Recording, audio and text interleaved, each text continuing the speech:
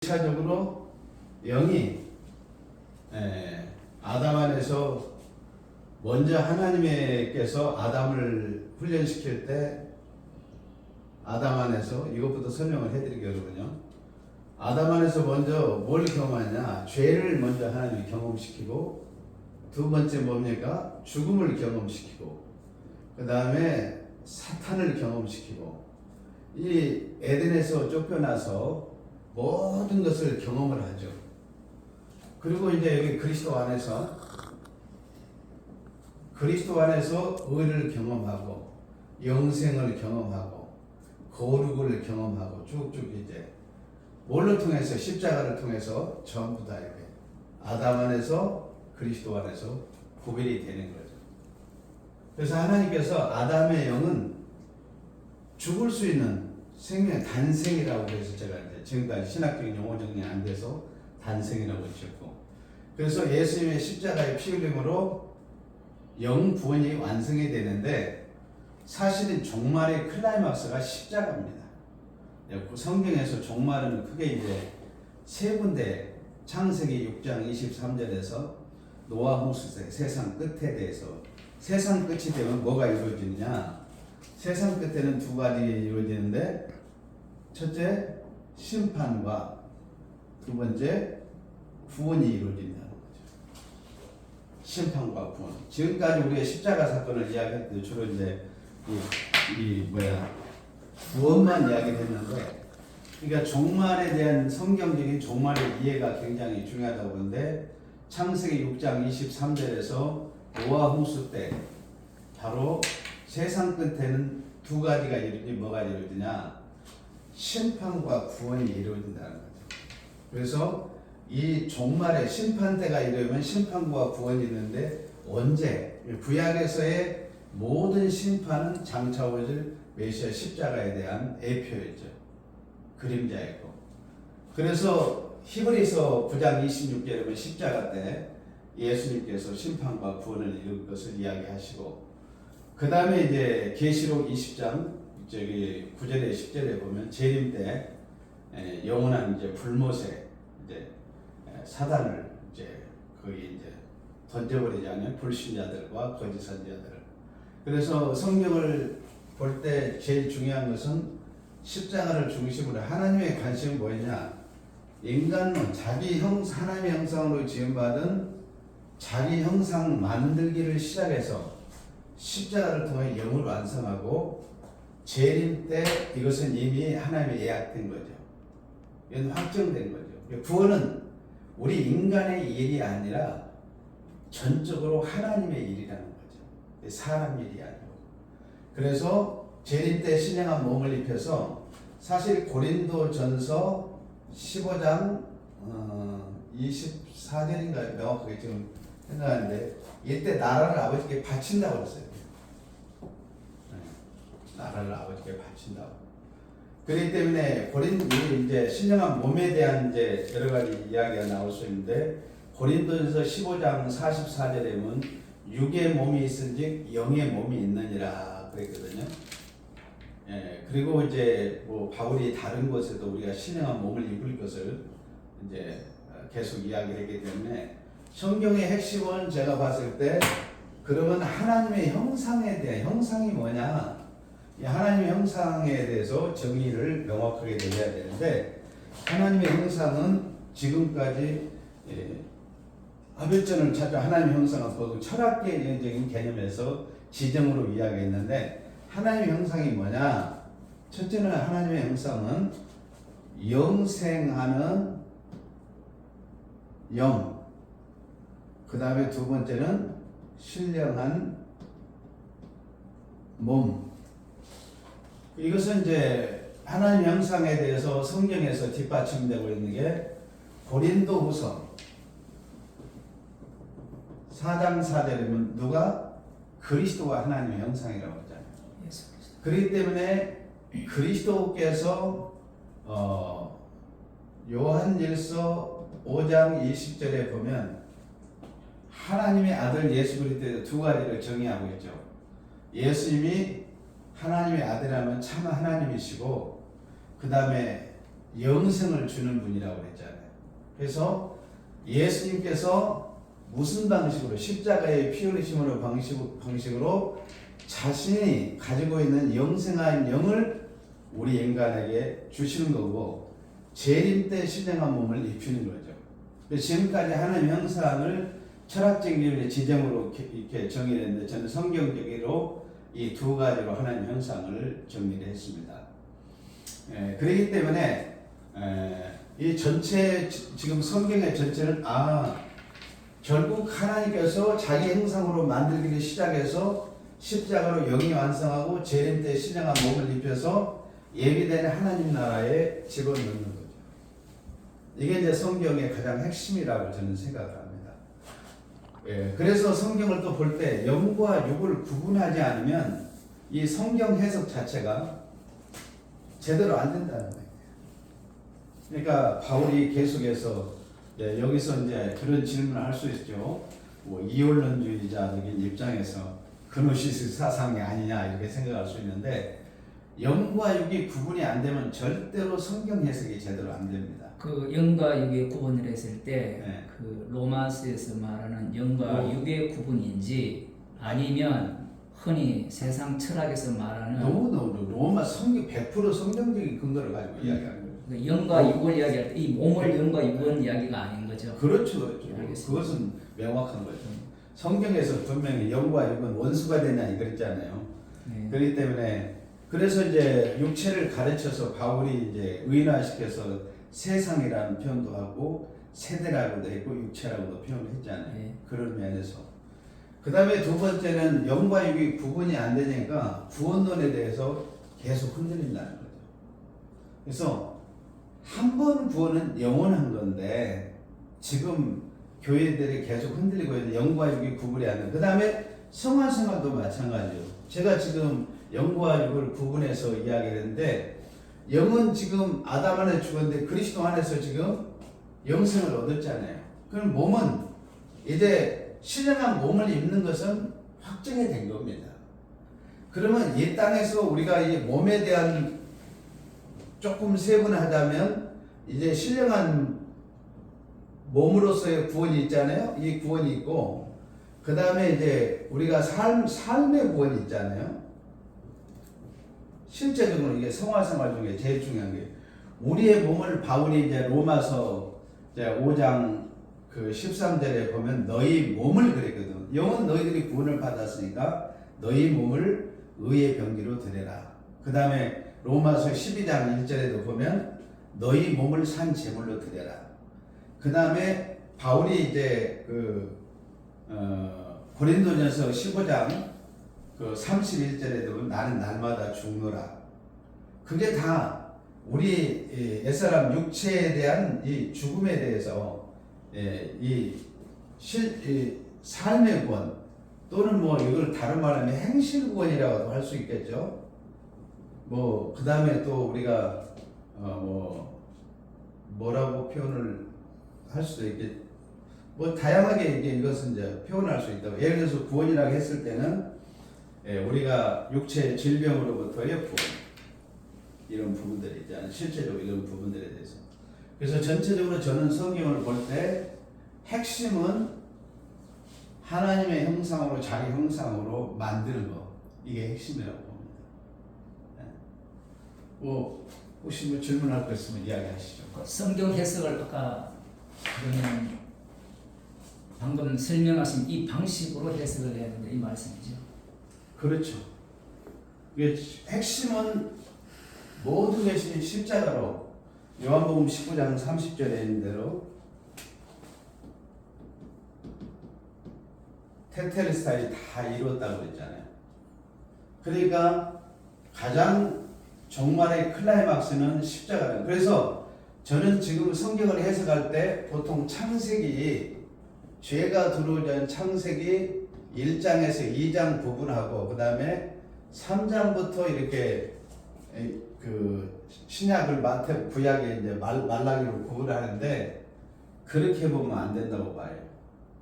예수님의 십자가를 중심으로 해서 이 창세기 1장부터 여기까지 전체를 구약 두 개로 그 다음에 여기를 신약 구약 39권, 신약 27권. 그래서 이걸 나누게 되면 이게 상당히 문제가 많이 있다고 봅니다.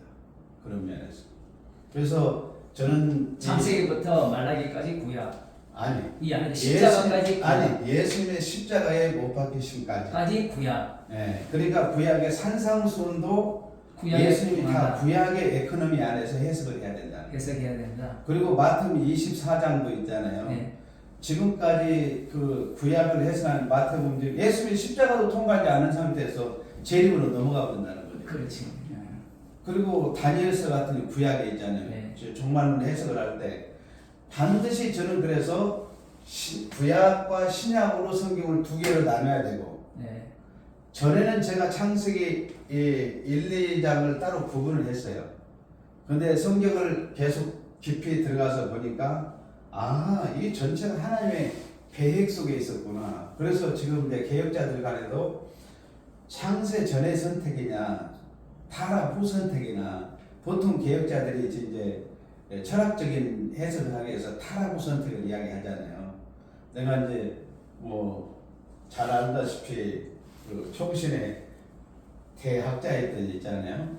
네, 엊그제도 같이 만났습니다만은 그분과 계속해서 이야기하면서 요 인간론에 대한 부분이 있잖아요. 창세기 1장 27절, 26절과 27절에 대한 인간론에 대한 이 부분이 명확하게 영과 육이 구분이 안 된 거죠. 보통 창세기 2장 7절을 거기 네페시 하야를 있잖아요. 동물들하고 똑같은 생명을 지금 코에 불어넣은 거거든요. 근데 그 어거스틴이 거기에 이제 영혼을 불어넣었다고 그래서 해석을 하다 보니까 전통적으로 계속해서 그렇게 받아들였고 지금 조익신학자도 그렇게 이야기하는데 분명히 거기는 육체를 흙 아파를 흙먼지로 몸을 지어서 육체의 생명을 불어넣은 거거든요. 창세기 1장 20절에 보면 생물이라는 단어하고 24 똑같은 단어예요. 동물과 똑같은 생명이죠. 그런 면에서. 그렇게 되면 이제 창세기 6장에 나오는 네. 나의 영이 함께 아니라 하면서 육체가 되니라는 그 육체가 네. 그 처음 창조했을 때 네. 생명을 불어넣기 전의 육체잖아요. 그렇죠, 그렇죠. 네. 네. 네.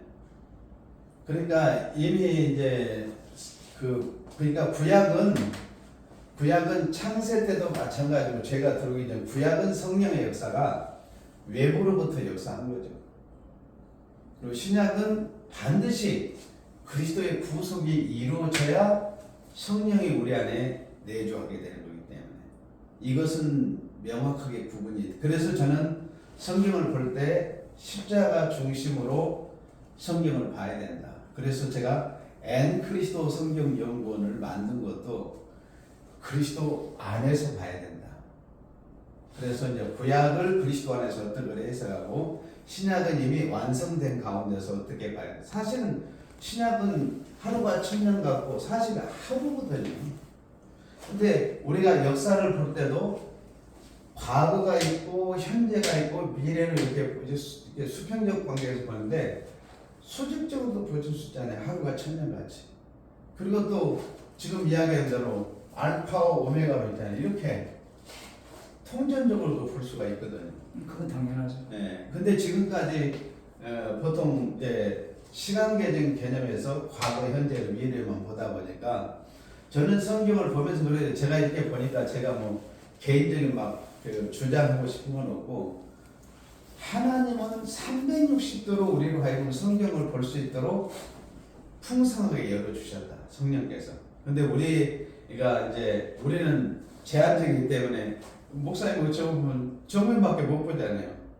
근데 성령은 360도로 우리를 본다는 거죠. 그런 면에서 성경은 우리가 생각할 때 큰 핵심은 여기 십자가에 둔다고 하면은 나머지 부분들은 제가 봤을 때 풍성하게 360도 다양하게 볼 수 있는 그런 안목들이 있다고 생각이 됩니다. 저는 이제 성경을 최근에 정리하면서 이렇게 지금까지 창세기 1, 2장은 하나님의 나라의 출발점으로 이렇게 시작을 하다 보니까 이 예비된 하나님 나라, 영원한 하나님 나라는 영원하지 않아요. 그리고 또 하나님 나라는 이 세상에 속한 것도 아니고 이제 히브리서 기자가 이야기했듯이 구약의 성전이나 성막 자체가 하늘 성적의 다 모형이고 그림자라고 그랬잖아요. 에덴도 마찬가지잖아요. 예를 들어서 에덴에서 지금 나무가 제가 이번 주 주일날 설교에서 성도들한테 물어봤죠. 에덴에 나무가 몇 종류가 있느냐? 처음 질문을 받아보잖아요. 그래서 첫째는 생명과 있고 선악과 있고 각종 나무들이 있잖아요. 그러면 에덴에서는 구약은 다 하나로 시작한다는 거죠. 근데 계시록 22장에 보면 12가지 열매를 이야기하잖아요. 그리고 구약은 7분의 1 안식, 그 다음에 10분의 1, 다 1로 시작하는 거죠. 결국 그리스도를 통해서 완성이 되기 때문에. 저는 성경을 전체적으로 봤을 때 간단하게 이야기하면, 여기 뭐 디테일하게 들어가서 다른 이야기 많이 할 수 있겠는데, 이 정도 질문을 네, 해주죠. 먼저 하셨으니까 네. 그 십자가 중심이라는 말의 의미가 그러면 지금 목사님 말씀에 의하면 천지 창조에서 인간 자체가 원래 최종 단계의 하나님 형상 단계에 미치지 못하게 창조했다라고 말씀을 하셨거든요. 그렇죠.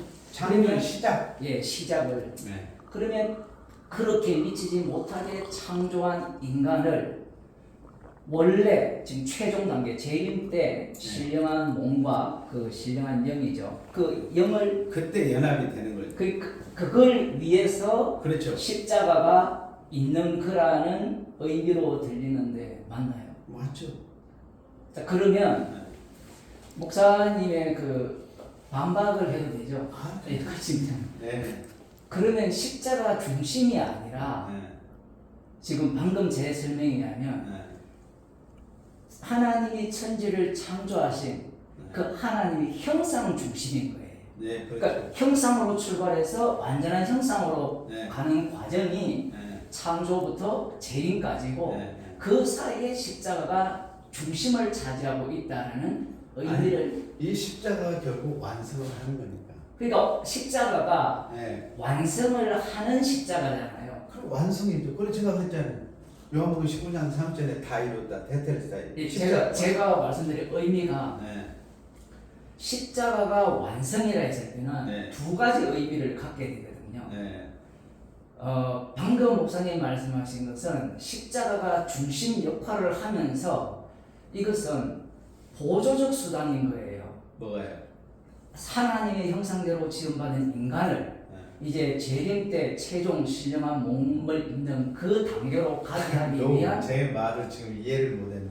이미 십자가 때 다 이루어졌죠. 영도 완성하고 몸도 완성이 됐는데. 마찬가지죠. 그러니까 재림을 빼더라도 십자가에서 그걸 다 이루었잖아요. 그러면 결국은 십자가 자체가 어떤 의미를 갖는가 하면 십자가를 위한 하나님의 형상의 창조와 신령한 몸을 입는 것이 아니라 십자가 자체가 이 하나님 형상을 창조해서 신령한 몸을 입는 그 매개자 역할이라는 거죠. 그래서 성경적으로 표현하면 중보자라 했을 때 이 중보자를 이해를 할 때 방금 말씀하신 것이 중보잖아요. 하나님 형상 첫 번째 형상에서 마지막 가는 형상을 얘기할 때 이 중보자는 그야말로 이 원래 제대로 하나님 제대로는 아니지만 이 최종 단계 형상이 아닌 인간을 최종 단계로 이끌어주는 십자가다. 이게 중보 개념 중에 하나고 지금 제가 듣기로는 그렇게 들리거든요. 십자가 중심이라 했는데 이런 거죠. 우리 목사님 단계에서 목사님 단계로 갈 때 이 단계로 가야 되는데 못 갔어요. 처음 창조가 못 가가지고 이 하나님의 계획입니다. 계획인데 예수님이 중간에 오셔가지고 십자가를 지셔가지고 이 단계로 넘어갔다는 거거든요. 그러면 이 전체 이 구도를 보면 이 전체 구도는 예수님의 십자가는 들어갔다가 빠지는 구도란 말이에요. 그러면 천국이라는 자체는 십자가는 들어갔다가 빠져버리면 천국은 십자가가 없는 천국이 되죠. 천국에도 십자가가 있다고 생각하십니까? 천국의 십자가의 의미는 요한계시록을 보게 되면 거기에 천국이 나오잖아요. 어린 양의 보좌가 나오고 거기에 어린 양의 보좌예요. 이 어린 양의 보좌라고 했을 때 이 어린 양이라는 단어를 왜 쓰느냐라는 이야기입니다. 이야기를 해보죠. 그럼. 왜 어린 양이라고 쓰시죠? 그 이유는 일단 요거는 제가 좀 인사 좀 하고 일단 질문을 제가 그렇게 저는 그렇게 보이거든요. 그 부분을 어떻게 답변을? 보세요. 예. 천지 창조 있잖아요. 예. 창조 시작이 있잖아요. 예. 계시록 20장 11절에 보면 예. 처음 하늘과 처음 땅이 언젠가 데 없죠. 다 사라지죠. 소멸된다고 예. 그러죠. 예. 21장 1절에도 보면 예. 거기에 처음 하늘과 처음 바다도 예. 다 소멸된다고 그랬어요. 예. 그러면 이 지금 지상에서 지금 이 모든 것은 전체 있잖아요. 네. 이루어진 것은 어때요? 예수님이 그래서 여기서 설명을 좀 해드려야 되겠네요. 자, 하나님의 나라에 원래 예수님은 하나님에 있잖아요. 우리에게 성경이 계시한 것은 예수님에 대해서 이제 세 가지로 지금 계시. 하나님의 본래 예수님이 본체로 계셨죠. 예. 그 다음에 두 번째 성육신 하셨죠. 세 번째 부활하신 몸을 보여주셨어요. 예. 그러니까 본체로서의 하나님과 성육신하신 몸과 그 다음에 부활하신 몸. 그렇기 때문에 예수님이 재림하시잖아요. 재림하실 때 많은 사람들이 사도행전 1장을 볼 때 원리 오신 그대로 오신다고 하니까 그 본문에 대한 해석을 있잖아요. 본문을 가지고 깊이 더 이제 나눌 수 있겠지만 거기는 예수님이 못자국 난 그 모습을 가지고 안 오십니다. 재림 때는. 왜 그러냐면 예수님께서 요한복음 17장에서 마지막 제제장 기도할 때 아버지여 창세전에 아버지와 함께 했던 영광을 회복해 달라고 기도합니다. 창세전에 아버지와 나는 하나였습니다.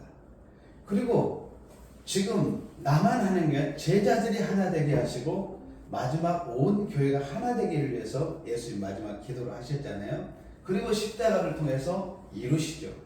그렇기 때문에 예수님이 재림하실 때는 지금까지 예수님이 보좌 우편에서 보좌에 대한 설명을 좀 해드리면 좋겠습니다. 자, 예수님이 지금 새 예루살렘에 하나님께서 보좌에 앉으시고 예수님 보좌 우편에 앉으시고 성령 하나님 보좌 앞에 앉아 계시잖아요. 그러면 보좌 우편에 예수님이 왜 앉아 계시겠어요? 그 보좌 우편에 우리를 앉히시기 위해서 먼저 마다들어서 프로토토코스 마다들어서 앉으신 거죠. 우리를 앉히시기 위해서. 그렇기 때문에 예수님이 재림 때가 되면은 이제 먼저 지금 새 예루살렘에 가 있는 구원받은 영혼들이 1차적으로 우리의 순서입니다. 이해를 돕기 위해서 신령한 몸을 다 입죠. 그래서 지금까지는 우리 영과 육이 하나가 안 됩니다. 재림 때 가서 비로소 영과 몸이 하나가 되어서 온전한 그리스도의 형상으로 지음받은 자로서 그때 이제 하나님을 얼굴과 얼굴을 대하면서 신령한 예배가 이루어지는 거죠.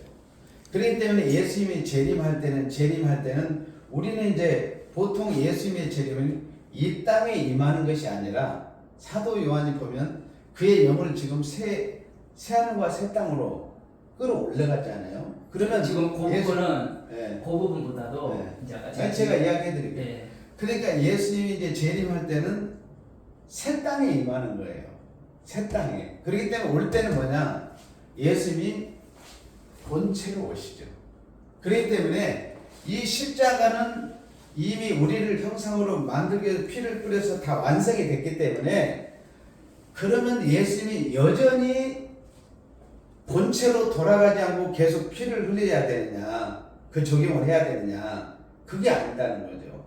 예수님이 재림할 때는 본체로 원래 자리로 돌아가시는 거죠. 그러면 하나님의 지금 보좌 말씀은 하나님 편지하시기 때문에 그 원래 자리로 돌아간다는 말은 네. 더 이상 십자가와 관련이 없는 원래 자리입니까? 완성을 해버렸기 때문에. 완성을 해버리니까 우리를 하나님 형상으로 온전히 만들었기 때문에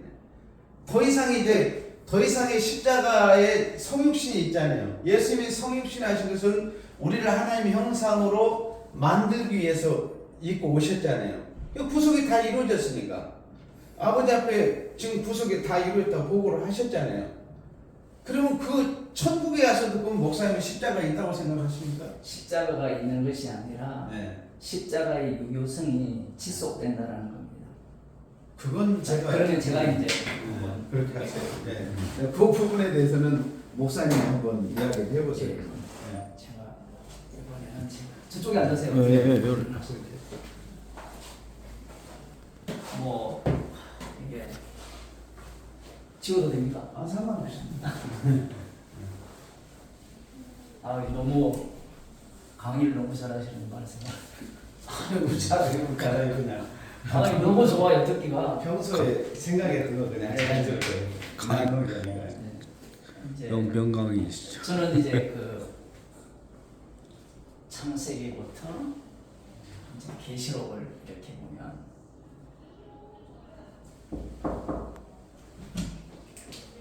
죄송합니다.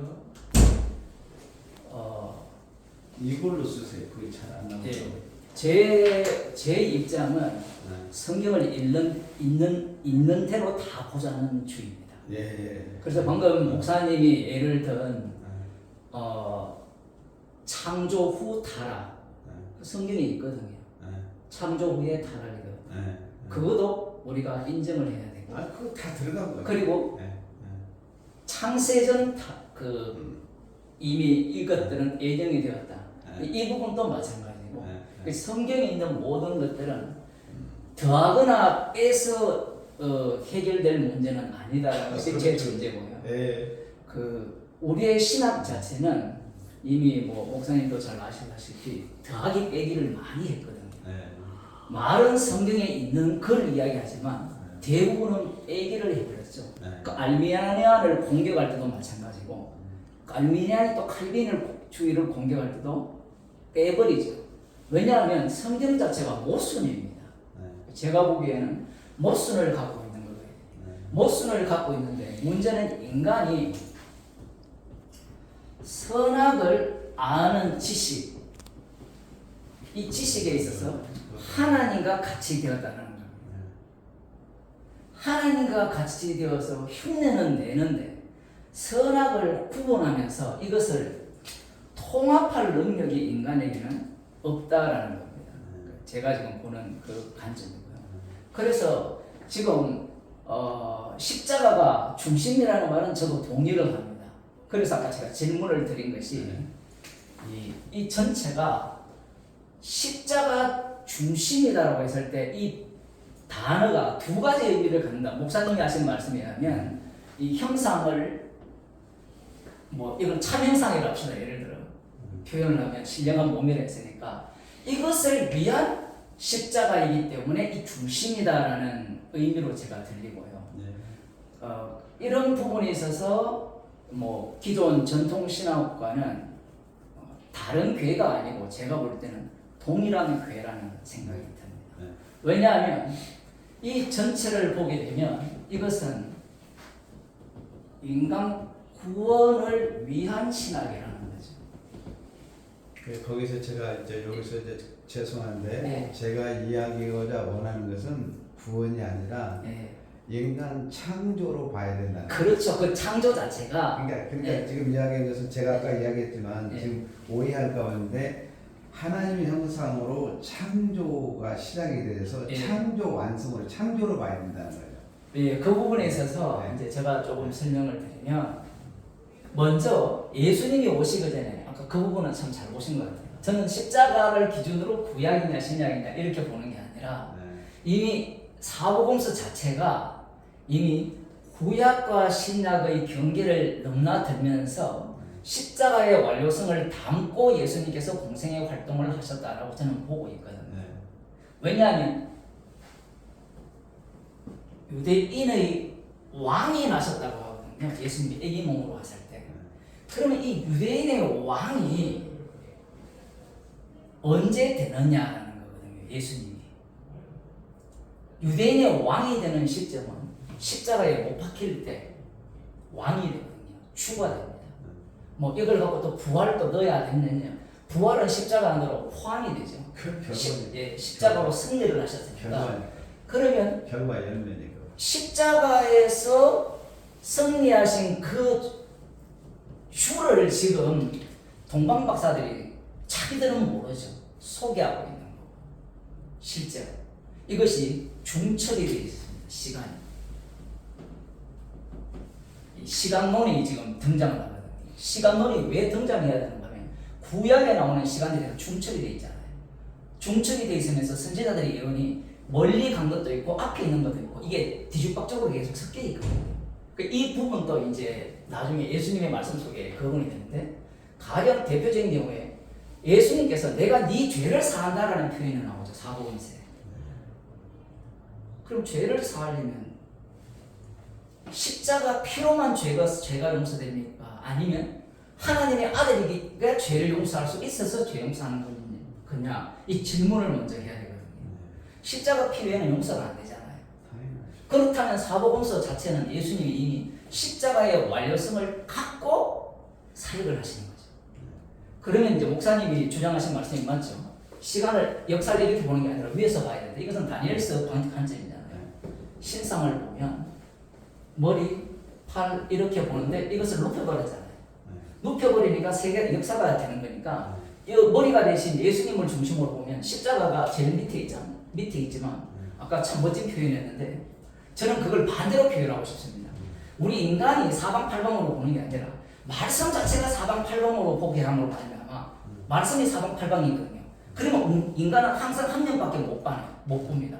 그러면 십자가에서 죄인으로 드러나는 거예요. 정반대죠. 근데 인간이 신이 되고자 하니까 말씀을 이용해서 자기가 사방팔방으로 다 보고자 하는 그런 지금 욕망을 갖고 있다라고 저는 보고 있습니다. 제가 거기서 오해된 게 네. 하나님은 360도로 보신다. 그렇게 되면 나는 아니오가 돼야 되죠. 아니 그러니까 예, 그리스도 영이 우리 안에 들어왔기 때문에 예, 영이 들어왔기 때문에 오히려 반대로 작정하죠. 영이 없는 사람은 이 세상 밖에서 말씀 밖에서 자기가 말씀을 연구하여서 이러하다라고 이야기를 하지만 영이 들어버리면 말씀 속으로 들어가 버리죠. 말씀 속에 아까 공파면하신 십자가 아니라는 겁니다. 지금 이 시간 예수님의 이 주되심 자체가 언제 추가되셨냐라고 하면 사복음서 설교를 보통 예수님 십자가 지기 전, 그 다음 이제 사도행전으로 보면 사도행전 이러 보면 성령 받기 전 제자들 성령 받은 후 이렇게 구분을 하잖아요. 저는 그렇게 안 보거든요. 이미 성령 받은 후에 그 사도들의 모습이 이 속에 고스란히 다 드러나는 게 사복음서다라는 겁니다. 왜냐하면 예수님 자체가 죄를 용서할 때는 제가 어떤 목사님한테 질문을 하니까 하나님의 능력으로 죄를 용서해줘. 그런 하나님은 우상이거든요. 성경에서는 피 없이는 죄사함이 없다고 했기 때문에 자신의 피로 십자가에서 완료한 완성을 갖고 그에게 죄를 용서하는 겁니다. 그래서 이미 예수님은 사복음서 자체에서 십자가 사건이 완료성을 담고도 있으면서 여전히 세례요한 같은 경우는 구약의 마지막 선지자로서 그 역할을 또 감당하게 이거 중첩이죠. 사복음서 자체는. 그래서 이제 이런 부분은 제가 약간 다른 입장을 갖고 있고요. 그리고 지금 예수님이 오시기까지 이 구약을 먼저 봐야 되는 게 이 창세기부터 이 유대인이라 합시다. 남은 자 유대인. 예수님 당시 예수님의 출생이니까 지금 이 단락을 어떻게 봐야 되느냐라는 문제를 저는 심각하게 보고 있습니다. 왜 그런가 하면 이 유대인의 해석법 있잖아요. 성경 해석법. 이 유대인의 성경 해석법이 이들의 위치 지점을 구약의 선지자들은 종말이라 합니다. 예수님이 오시면 종말이니까. 유대인의 성경 해석법이 어떠한가를 먼저 파악을 해야 된다는 거죠. 그런데 우리는 이 부분에 대해서는 먼저 엉터리라 해버리면서 이 전체를 갖고 성경에 있는 요소를 다 뽑아서 해석을 해 나가기 시작하는 거죠. 그 대표적인 해석의 그 부작용이 아까 목사님도 지적하셨다시피 시간의 흐름입니다. 시간의 흐름. 시간적 흐름으로 해석을 하는 거죠. 그러면 이 해석을 누가 가장 먼저 앞장서서 했느냐라고 하면 예수님을 십자가에 못 박은 메시아를 기다리던 유대인들이 이 해석을 한 거죠. 창세기, 그 다음 출애굽기부터 쭉 지나오면서 이 역사가 어떻게 진행될 것이냐, 이 단락단락에 보면 약속의 땅을 약속을 하셨는데 실패를 하고 그 실패함으로 말미암아 범죄함으로 말미암아 바벨론 포로로 잡혀가는 가운데 70년 만에 돌아온다고 했는데 그 70년이 다니엘서 선지자에 의해서 71회로 바뀌어버립니다. 바뀌어버렸을 때 이제 이 400년 동안 이들은 뭘 하고 있었느냐 하면 뭐 저보다 더 잘 아시겠지만 메시아를 기다리고 있었던 거예요. 그 메시아 왕국을 기다리죠. 메시아 왕국, 천국, 하나님 나라. 이 천국과 하나님 나라가 어떤 모양인가는 이사야서에서 가장 잘 나타나잖아요. 그 이사야에서 나타난 모습을 보면 그야말로 에덴 동산. 말 그대로 독사고에 손 놓고 사단을 은행 이 에덴 동산의 모습을 지금 이야기하면서 이것을 유대인들이 과연 문자적으로 해석하느냐? 문자적으로 해석은 하지 않습니다. 왜냐하면 그들이 기다리는 게 다윗 왕이기 때문에 하나님이 오신다고 해도 하나님이 직접 방문한다고는 이들은 믿지 않았던 거죠. 그래서 이들은 다윗 왕이 오시면 다윗 왕과 솔로몬 시대 때 누렸던 그것보다도 더 강성한 제국으로서 아브라함에게 하신 그 약속의 나라, 그 강대한 나라를 시온산에 세울 것이라는 그런 믿음을 갖고 메시아를 기다리고 있었던 겁니다. 그럼 메시아가 오게 되면 이들은 유대인들은 남은 자 유대인들은 어떤 세계에 들어가는가 하면 모든 열국들이 조공을 갖고 이 시내산으로 몰려들죠. 예루살렘으로. 이것이 지금 이들이 기다리는 메시아 왕국이에요. 그래서 이걸 기다리는 그 과정을 보게 되면 이 구약에 일어난 사건들을 다 연구해서 지금 이들은 어떤 태도를 취하고 있느냐라고 할 때는 자기들이 메시아를 알아볼 수 있다는 입장에서 메시아를 기다리고 있는 거죠. 예수님을 판단하잖아요. 우리가 너를 보니까 너는 메시아가 아니다. 처음에는 메시아일 거라 생각하고 따라 나섰는데 판단을 해보니까 아니라는 거죠. 그래서 이들은 지금 메시아 왕국을 기다리면서 이들은 우리가 잘 아시다시피 구약에 대한 박사들입니다. 전문가들이죠. 바리새인과 서기관들. 그 말씀을 근거로 하여서 메시아를 기다리고 있고 메시아가 온다면 자신들이 알아볼 것이라는 그러한 그 생각을 갖고 있는 겁니다. 왜냐하면 이 메시아 자체가 구약에 나오는 그 메시아의 범주 안에 있기 때문에 그래요. 그러니까 메시아라고 이야기하면 이미 구약의 메시아는 어떨 것이다. 뭐 다 목자로 올 것이다. 뭐 하나님의 여호와의 종으로 올 것이다. 뭐 여러 요소들이 있는데 거기를 다 연구하면 메시아 상에 대한 종합적인 이 판단이 이제 만들어지는 겁니다. 그 종합적인 판단이 만들어진 입장에서 메시아를 기다리고 있었던 거예요. 그러면 그렇게 기다렸던 그 메시아 상이 이제 여기서 질문. 성경적이냐 아니냐부터 이제 먼저 질문을 해야 되거든요. 성경적이냐 아니냐. 이 문제. 지금 이들은 메시아 왕국이 예루살렘 시온 산에 세워질 거라고 생각을 하고 있고 선지자들도 그렇게 예언을 하고 있다는 거예요. 그 시간이라는 이 사건 속에서 70일이죠. 70일을 어떻게 계산했느냐를 먼저 들여다보면 잘 아시다시피 490년 아니더라는 거죠. 계산해보니까. 그러면 이걸 어떻게 계산하느냐. 계속해서 시간적으로 해석을 하는 거죠.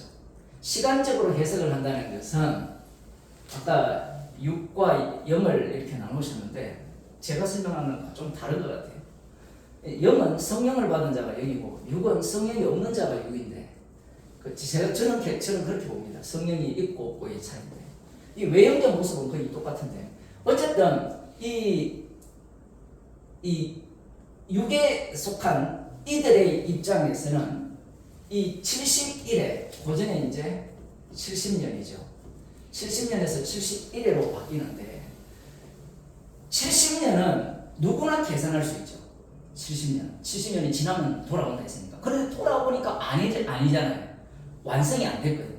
안 되니까 71회라고 하니까 71회가 지나면 하나님이 약속하신 아브라함 언약을 드디어 진짜 성취하시는구나라고 기대를 하면서 계속해서 준비를 하면서 시간 계산을 해왔다라는 겁니다. 시간 계산을 해왔는데 지금 이 해석법이 뭔가 하면 말씀을 근거로 하여서 시간의 흐름에 따라서 약속이 성취될 것이라는 해석법이죠.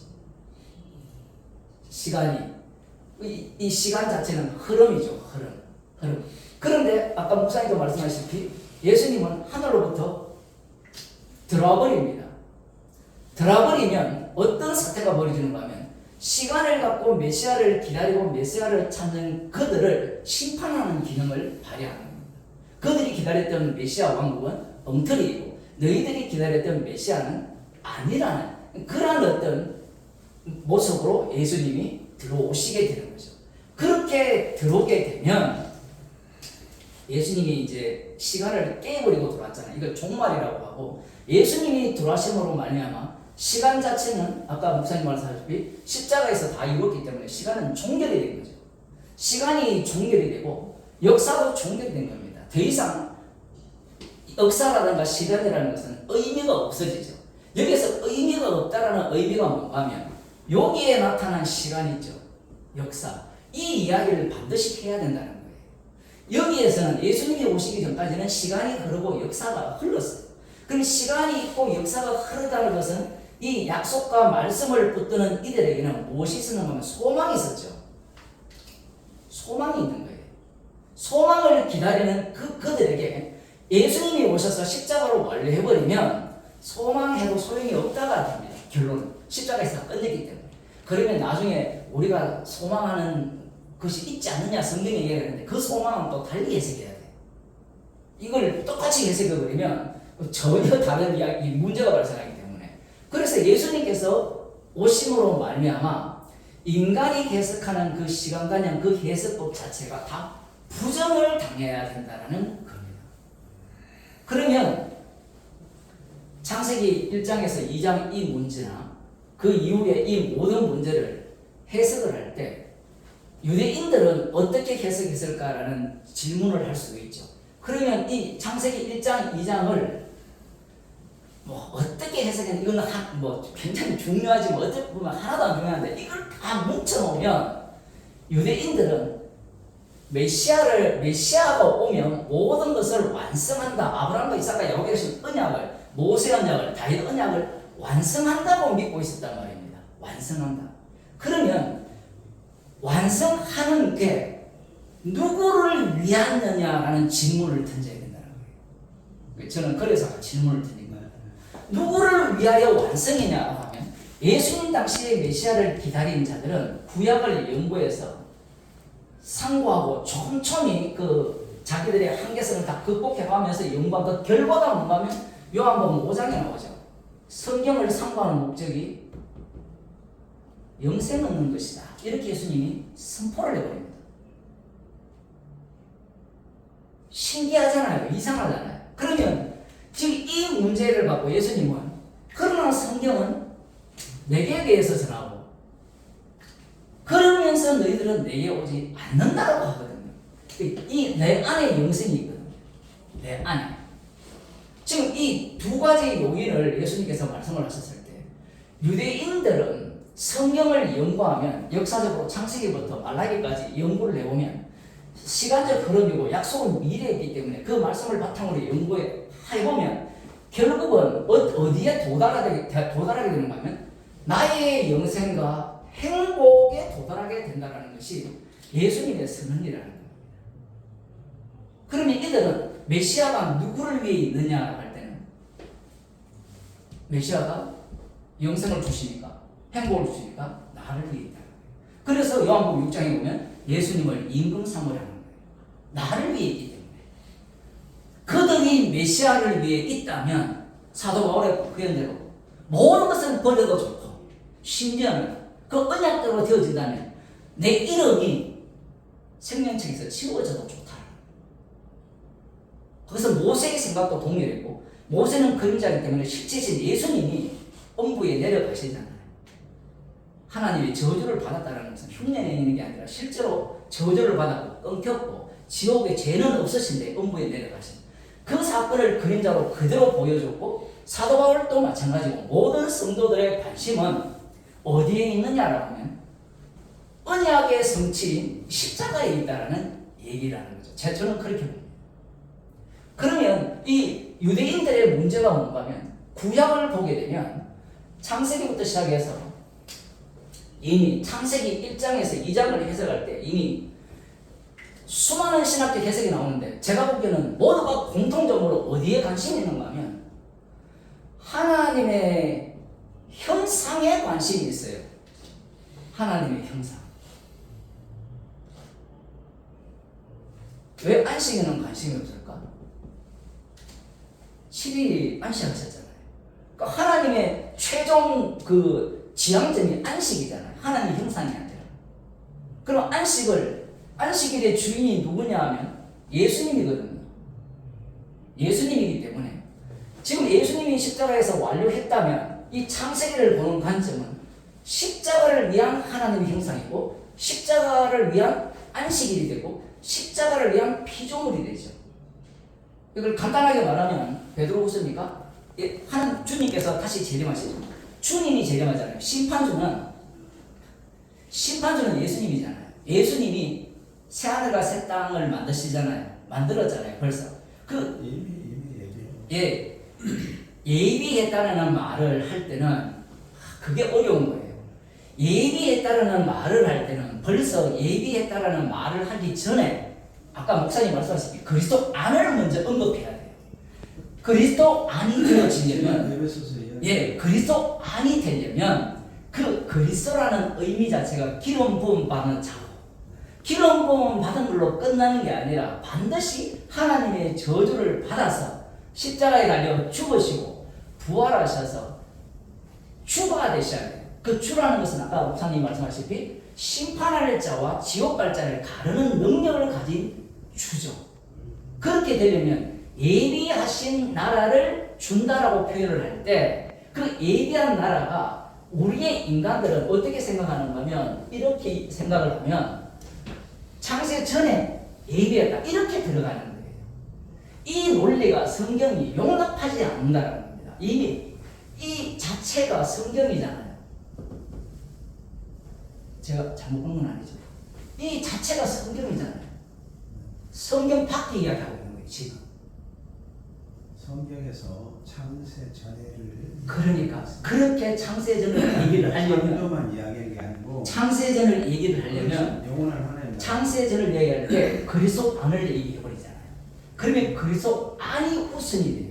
그러면 이것도 어디에 들어와야 되는가 하면 이 안에 들어와야 돼요.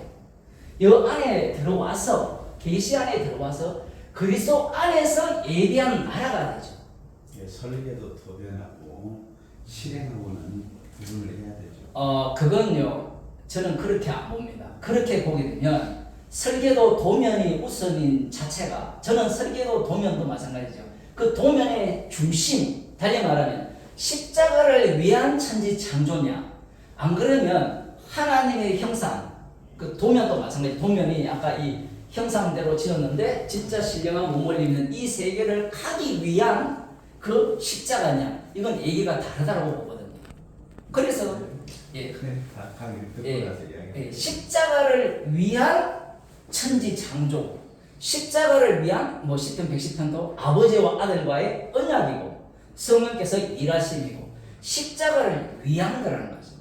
십자가가 중심이라는 표현이 많은데 그 표현을 제 표현으로 표현하면 십자가를 위한 세상이죠. 이건 모든 만물이 그로 말미암아 그를 위하여 창조되었다라고 해요.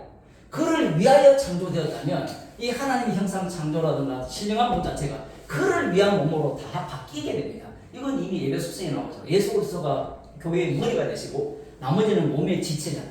지체들은 머리를 증거하는 자로서의 기능이고 아까 그 아들 이야기했는데 우편의 자리 이 우편의 자리는 저는 그렇게 보지 않는데 이 우편의 자리가 자리 바꿈이 일어나죠. 구약에는 우편의 자리에 누가 계시는가 하면 여호와가 계시죠. 주의 자리입니다. 주의. 권능의 자리. 그러나 신약으로 오면 이 주의 자리가 바뀝니다. 이 우편의 자리가 아들이 우편의 자리로 올라가죠. 십자가에 신 그분이 우편의 자리에 올라가서 심판주가 됩니다. 이 과정을 겪습니다. 그 과정을 겪는 과정이 요 과정이죠. 창세기부터 예수님 당시 유대인까지의 과정입니다. 요 과정을 집어넣으면 어떤 사태가 벌어지는가 하면 여기에서 말씀대로 살고자 하는 자들은 누구만을 믿는가 하면 유대인들은 여호와가 주라고만 믿어요. 예수님 당시에 사복음서를 봅니다. 이들은 우상을 안 섬기잖아요. 사복음서에 여호와만 주라고 믿는 이들에게 예수님이 오셔서 내가 심판할 권세, 인자됨을 인하여 심판할 권세를 가졌다라고 들어오신 겁니다. 들어오게 되면 주가 독이 되죠. 주가 하나님 우편의 자리가 두 사람이 쓰는 거예요. 그러니까 이제 표현이 그럴 수밖에 없는데 이들에게 주는 여호와뿐인데 예수님이 주라고 해버리니까 이들은 이건 거짓 선지자잖아요. 구약에 보면 기적을 행하면서 나를 따르라 이상한 우상으로 따르면 그 사람을 추결했듯이 그 민수기에 보면 그런 말씀이 나오는데 그런 말씀에 근거하면 예수님이라는 분은 여호와를 주로 인정하지 않고 자기를 주로 증거하는 자이기 때문에 제거해야 되는 겁니다. 그래서 사도 바울이 예수님 만나기 전에 주라고 하는 자를 믿는 자를 제거해야 되죠. 우상 숭배자들. 그래야만 자기들이 기다리던 메시아 왕국이 그 시내산에 세워질 것이기 때문에 그러한 어떤 태도를 취하는데 지금 이들은 요 사후원서 과정 속 400년 과정 그리고 70년 70일의 요 과정을 겪으면서 철저하게 여호와 중심의 종교를 갖게 됩니다.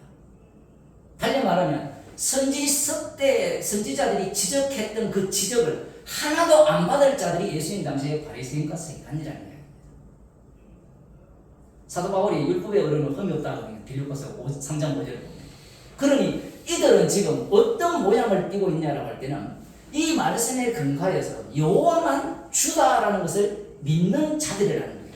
자, 여기에 대해서 예수님께서 너희가 성경을 상고했는데 여호와만 주로 믿는구나 이렇게 칭찬한 것이 아니라 너희들은 영생을 얻는 줄로 상고했다는 거예요. 왜 이 논리가 펴졌는가? 율법이 그렇죠. 율법을 보면 율법을 지키면 복을 받고 안 지키면 저주받는다가 나와요. 그러면 이스라엘 백성들이 그 과정을 역사 속에서 겪어왔잖아요. 우상숭배에서 멸망당했기 때문에 그 과정을 겪어오니까 이들은 여호와만을 주로 섬겨야 되고 우상을 섬기지 않아야 우리가 심판을 받지 않고 메시아 왕국에 들어갈 수 있다는 논리를 펴는 겁니다. 결국 여호와만을 주로 믿는 목적이 자기들의 구원과 행복이라는 거예요. 율법을 오해한 거죠. 율법은 예수님을 증거하고 있죠. 요한복음 5장에 보면 모세가 내게 대해서 증거한다고 말씀하거든요. 내게 그 예수 그리스도 이게 또 설명을 해야 되는데 예수님을 증거한다라고 해도 되고 예수 그리스도를 증거한다라고 해도 되는데 예수라는 이름 자체가 자기 백성을 저희 죄에서 구원할 자예요. 그러면 십자가에서 승리한 예수예요. 그리스도라는 말도 똑같은 의미를 담고 있고 주라는 의미도 그 내용을 다 담고 있는 거죠. 지금 이들은 성경을 연구하면서 시간적 흐름을 갖고 연구하면서 최종적으로 어디에 관심이 있느냐를 할 때 성경의 핵심 요소를 다 뽑아서 말씀대로 살아보니까 여호와만 섬겨야 된다는 거죠. 사도계인들은 성전 중심으로 생활해야 된다. 자, 그럼 목사님 목사님이 지금 이야기할 때 성경을 해석을 하면 유대인들의 성경 해석법을 먼저 이해를 해야 된다고 그랬잖아요. 제 표현은 전제하는 것이 왜냐하면 그것이 되어야 그 다음에 해석이 된다고 그랬잖아요. 그러니까 그 목사님은 일단 유대인들의 해석 방법을 이해를 했으면 그러면 지금 십자가 중심으로 해석을 한다갔을 때 목사님이 해석하고자 원하는 유대인들의 지금 해석 방법은 지금 잘못된 거잖아요. 요 해석법이 십자가 사건을 유발을 했죠. 아니 그러니까 유대인들이 지금 잘못된 메시아관을 가지고 있었고 그리고 지금 뭐 유대인들의 해석법은 여러 가지가 있잖아요. 히브리서를 통해서 미드라시 성경 해석법이라든지 이런 것들이 다 나와 있으니까 결과물로 이미 나와 있기 때문에 사실 이제 천년기 사상도 1세기 사실 유대 문에서 출발하잖아요. 맞아요. 그렇기 때문에 이런 부분들이 이미 다 결과물로 나왔으니까 그러면 유대인들이 지금 이런 잘못된 메시아관을 가지고 있는데 목사님이 그러면 지금 핵심 포인트 이제 십자가 중심으로 해석을 하는 입장은 지금 이제 말씀했듯이 제가 요한복음 이제 5장 39절은 너희가 성경에서 영생을 얻을 이 성경에 나에 대해서 증거했다고 그다음에 46절에 되면 모세국이 누구의 나에 대해서 기록했다.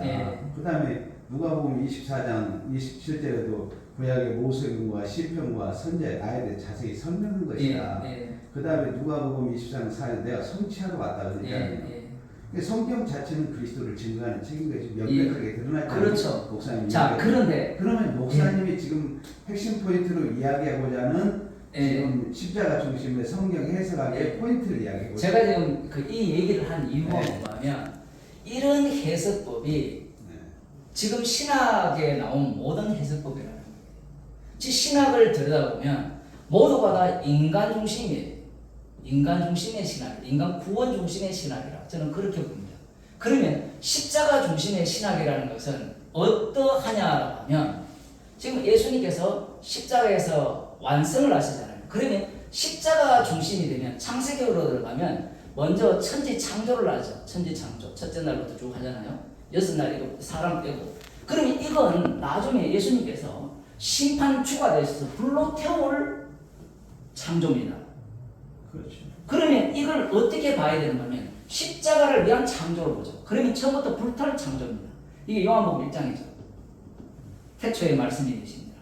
이 말씀이 하나님 함께 계셨는데 이 말씀이 곧 하나님이시라 하면서 그걸로 끝나는 게 아니라 내가 다 창조했다고 그랬죠. 선제. 그 하나님이 뒤에 가면 세상 죄를 지고 온 하나님의 어린 양이라고 이야기를 합니다. 이 부분을 사람들은 어떻게 해석하는가 하면 바로 구약 39분을 한 절로 요약했죠. 하는데 문제가 뭐냐면 세상 죄를 지고 가는 어린 양 이렇게 나와 있잖아요. 하나님의 어린 양. 하나님의 어린 양으로 나와 있는데 사람들은 성경을 해석할 때 이 이사야를 갖고 이 말씀을 예수님의 말씀을 해석을 하느냐 아니면 예수님의 말씀을 갖고 이사야를 해석하고 창세기를 해석하느냐 이게 다르다라는 거죠. 그래서 그리스도 안에서 보는. 저 맞죠? 그러면 예수님 안에서 이 말씀을 보기 시작하면 이 모든 말씀들은 예수님을 증거하기 위한 말씀이죠. 그러면 여기에서 창세전도 성경에 나오고 범죄한 이후에 나오고 사람들이 하나님이 완전한 분인데 그 범죄하는 그 뱀을 왜 만들어서 이런 시비를 다 붙잖아요. 시비를 다 붙는 그런 것들을 창세 전이냐 후냐 이 모든 것들을 일거에 날릴 방법은 주를 위하여 창조되기 때문에 십자가를 갖고 창세기 1장 1절을 해석하면 요한복음처럼 해석이 다 된다는 거예요. 그렇죠. 그러면 하나님의 형상대로 지음을 받을 때 하나님의 형상은 예수 그리스도라 했잖아요. 그리고 예수 그리스도라 할 때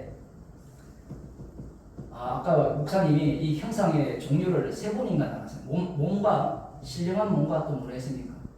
두 개였죠. 예, 영생하는 영생하는 영과 신령한 몸. 영과 신령한 몸 이렇게 나누는데 저는 이렇게 안 봐요. 예수 그리스도가 하나님의 형상이죠.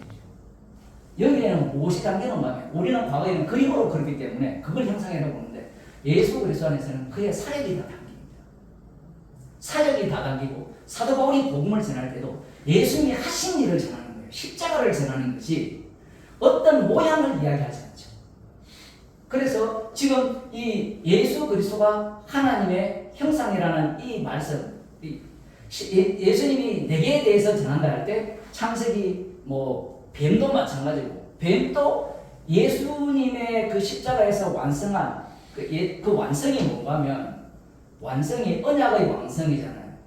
언약의 완성을 유대인들은 언약이 완성되면 강대한 나라로 보아요. 아브라함 언약이 그렇게 되기 때문에. 그런데 예수님의 언약의 완성은 아까 목사님 말씀하신 심판주가 되는 거예요. 사도행전 2장에 사도들이 복음을 전할 때 너희가 십자가에 못 박은 예수를 주와 그리스도가 되었다. 주와 그리스도라는 같은 거 동격으로 봐도 되잖아요. 그리스도가 주니까. 이 심판주가 언약의 최종 완성입니다. 심판주의 자리에서 이 천국은 영원하고 지옥도 영원하죠. 영원한 지옥이잖아요. 영원한 천국이고. 이것은 심판주를 보여주는 천국과 지옥인데 이것은 이미 이 땅에서 벌써 드러나고 이건 완료형으로도 되고 현재형으로도 되고 과거에는 다 나와 있어요. 성경에. 군사의 동사를 보면 성경 자체가 완료형도 되어 있고 과거형도 되어 있고 현재형도 되어 있고 미래형도 다 나와 있거든요. 말씀의 그 내용들이. 이것이 왜 이렇게 뒤죽박죽 섞여 있냐라고 할 때는 인간은 육을 입고 있는 인간은 죽을 때까지 이 한계선 속에 달리 말하면 첫째 아담 속에서 살아야 된다는 겁니다. 살아야 뭘 전가할 수 있는가 하면 십자가를 전가할 수 있는 증인이 돼요. 예수님께서 십자가 지시고 성경을 주실 때 성경을 주신 목적이 너희들 이제 구원 얻었다. 너희들 이제 신령한 몸이 됐다. 이걸 이야기하는 것이 아니라 땅끝까지 이르는 내 정인 되리라. 정인 삼기 위한 성령이거든요. 우리를 구원하기 위한 성령이 아니라. 그 정인이 되는 방식이 이제 구약 이스라엘 보면 답이 나오죠. 이스라엘 전체가 말씀을 연구해서 말씀대로 지켜보니까 예수님을 살해하는 자들이라. 어떤 인간도 이 첫째 아담 안에 있는 그 범주에서 못 벗어난다는 이야기가 이 사복음서 이야기고 서신서 이야기죠. 그 내용을 지금 말씀하고 있다고 볼 수 있습니다. 자, 그럼 여기서 네. 질문 하나. 구약의 백성들이 네. 어떻게 구원을 얻었다고 보세요? 구약의 백성들은 구약 당시에는 네. 어떻게 보는가 하면 처음부터 끝까지 유월절을 그냥 피해요. 그러니까 유월절 피로 구원을 얻었다. 믿음으로 히브리서에 보면 믿음으로 구원을 얻잖아요. 아벨도 마찬가지고 그 얘기를 할 때 지금 두 가지. 그럼 구약 백성들에게도 믿음이 주어졌다고 생각하십니까? 그래서 아까 목사님이 말씀하셨잖아요. 시간을 뒤집어 버리면 예수님이 앞에 가버려요. 그러니까 요한복음 1장 보면. 그러면 구약 백성들이 제가 질문 핵심은 예. 어떻게 구원을 얻느냐, 이게 지금 학계에서 구약 백성들이 어떻게 구원을 얻느냐가 정리가 안 되다 보니까 그거 안 될 리가 없는데 아브라함이 나의 때에 볼 것을 즐거워하다고 보고 기뻐했죠. 그러니까 나의 때가 문제라고. 나의 때 아브라함 이야기. 예수님이 다윗도 그리스도를 주라고 그랬고 기다리고 있었죠. 그러니까 나의 때 인간의 쪽에서는 기다리는 쪽인데 주님 쪽에서는 찾아가 버린 쪽이 되면 이미 완료가 되어버려요. 믿음이라는 것이 완성된 상태에서 끌고 가는 믿음이거든요. 아브라함이 믿음이라 했을 때 그러면 구약의 아브라함에게 소급해서 그리스도의 십자가를 적용했다고 지금 보십니까? 적용해서 끌고 오죠. 아니 그러니까 그는 모르죠. 소급해서. 그렇죠. 그게 지금 보통 있잖아요. 그 구약에 대한 지금 구원론이 구약 백성 어떻게 구원을 얻었느냐 이 질문들을 하는데 답을 못해요. 제가 어느 총신대 교수가 이 저기 설문조사를 했어요. 구약 백성들이 어떻게 구원을 얻었느냐 질문을 했으니까 뭐 유월절을 지킴으로 구약의 제사를 지킴으로 율법을 지킴으로 뭐 다양한 있잖아요. 예수 믿음으로 구원 얻는다는 것은 처음 조사할 때 5%밖에 안 나왔어요. 예수 믿음으로. 그래서 이것은 제가 봤을 때 이제 목사님이 이 십자가 중심을 보는 지금 이제 제가 포인트를 계속 이야기하시라고 했는데 지금 그 중심에 대한 이야기들을 여러 가지 지금 앞부분에 소급에서도 이야기하고 또 이제 그리스도의 십자가가 창조 자체로 끌고 가자 이야기하셨잖아요. 창세전까지 가죠. 그러니까 지금 그렇게 봤을 때 그러면 예수님의 십자가에 피 흘림이 없이는 사함이 없다고 없죠. 그러면 구약 백성들은 어떻게 구원을 얻었느냐? 어떻게 구원을 성경에서는 어떻게라는 표현을 두 가지로 하죠. 어린 양의 피로 구원을 얻었는데 간단하게 하나 예를 들게요. 노아의 가족이 있죠. 가족이 방주로 구원받았다고 성경에 분명히 이야기를 합니다. 맞죠? 방주로 구원받았잖아요. 8명이 겨우 구원을 얻었다라고 신약 성경에도 얘기를 하거든요. 구원이라 해놓고 이 구원 안에 뭐가 들어있는가 하면 가나안, 그 함의 자손이고 셈과 야벳이 갈라져요. 저주는 이건 지옥이거든요. 구약에는 지옥이라고 표현할 수 없지만 어쨌든 저주고 이쪽은 축복입니다. 그럼 이걸 어떻게 설명할 거냐는 얘기예요.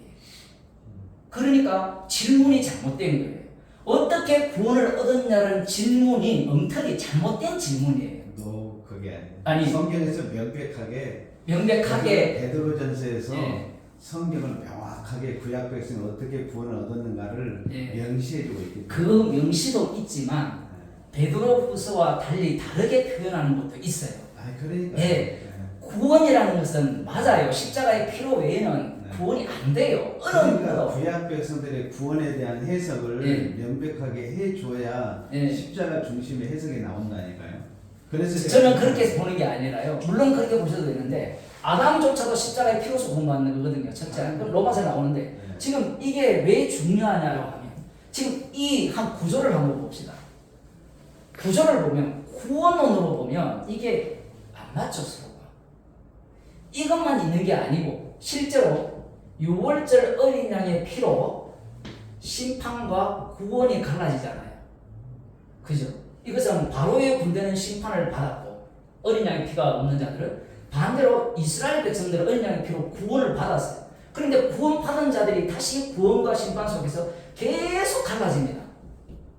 그러면 유대인들이 있잖아요. 예. 유대인들이 이제 여러 가지 이제 질문이 많이 나와야 되죠. 왜냐? 근데 예. 예를 들어서 유대인들을 지금 유대인들이 선민으로 볼 것이냐. 근데 많은 사람이 어느 유대인 말이에요? 지금 현재? 아니 구약에서 예. 구약 백성은 유대인들을 선민으로 보지 않아요. 예. 하나님께서 교과서로 선민을 삼았는데 예. 이들은 참 선민으로 지금 오해를 하고 있잖아요. 오해죠. 왜냐하면 또 착각하고 있고. 선민 자체가 예수님이 어떤 선민인지 보여주죠. 12제자 중에 12명이 제가 선택받았어요. 지금 이야기를 예. 좀 이야기를 할게요. 예. 구약에서의 이제 애국과 이스라엘의 선민으로 교과서를 썼잖아요. 뭐 그렇게 나오죠. 선택하였다고 하죠. 이스라엘 애국과 예. 애국은 세상을 상징하니까 예. 이스라엘 백성들이 애국에 있을 때 구원을 얻었잖아요. 예. 명백하게 예. 그 10장에 있는 대로 정확한 홍해 사건이 있잖아요. 예. 홍해 사건이 구원과 심판을 명백하게 해주잖아요. 예. 그런데 10장에서 성경의 신약에서 해석해 예. 그렇죠. 그렇기 때문에 그러면 유대인들은 세상 나라에서의 구원받은 선민으로서 있잖아요. 예. 교과서에 있었어요. 그 다음에 이스라엘의 12지파 하나님께서 그렇게 말씀하시죠. 이스라엘의 12지파 중에서 레위 지파를 선택 그렇게 구별하셨죠. 구원받은. 그 다음에 또 이스라엘의 12지파 중에서 나실이 나실이 구원받은 백성으로서 이렇게 교과서를 쓰잖아요. 그런 부분에서 선민이라는 해석을 명백하게 해줘야 되고, 제가 포인트로 지금 질문하는 것은 그러면 구약의 아담도 마찬가지고 노아, 아브람, 이삭, 야곱, 이스라엘 백성들이 그러면 어떻게 구원을 얻었느냐 있잖아요. 이 부분의 핵심을 지금 제가 묻는 거예요. 어떻게 구원을 얻냐면 그리스도 안에서 구원을 얻었어요. 그 외에는 없어요. 그게 그리스도 안에서 구체적으로 표현하십니다. 십자가의 피로 구원을 얻었죠. 그러면 십자가의 피로 구원을 얻었다고 했을 때는 그럼 구약 백성들이 그러면 그 피를 어떻게 적용을 했어요? 믿음으로 적용이 되죠. 믿음으로. 그럼 그렇죠. 목사님은 지금도 보세요. 2000년 전에 일어난 그 십자가 사건이. 아니 그러니까 예. 목사님은 그러니까 구약 백성들에게 소급해서 그리스도의 피가 적용됐다 이렇게 정리하는 겁니다. 그걸 달리 표현하면 성경은 거꾸로 이야기해요. 네. 지금 아브라함의 믿음이 나오잖아요. 네. 아브라함의 믿음. 네. 이 믿음의 실체를 창세기 15장이니까 거기에 들어가 보면 엉터리잖아요. 왜냐면 그 믿었다 해놓고 뒤에 보면 하가를 통해서 이스마엘을 낳거든요. 지금 무슨 얘기인가 하면 네.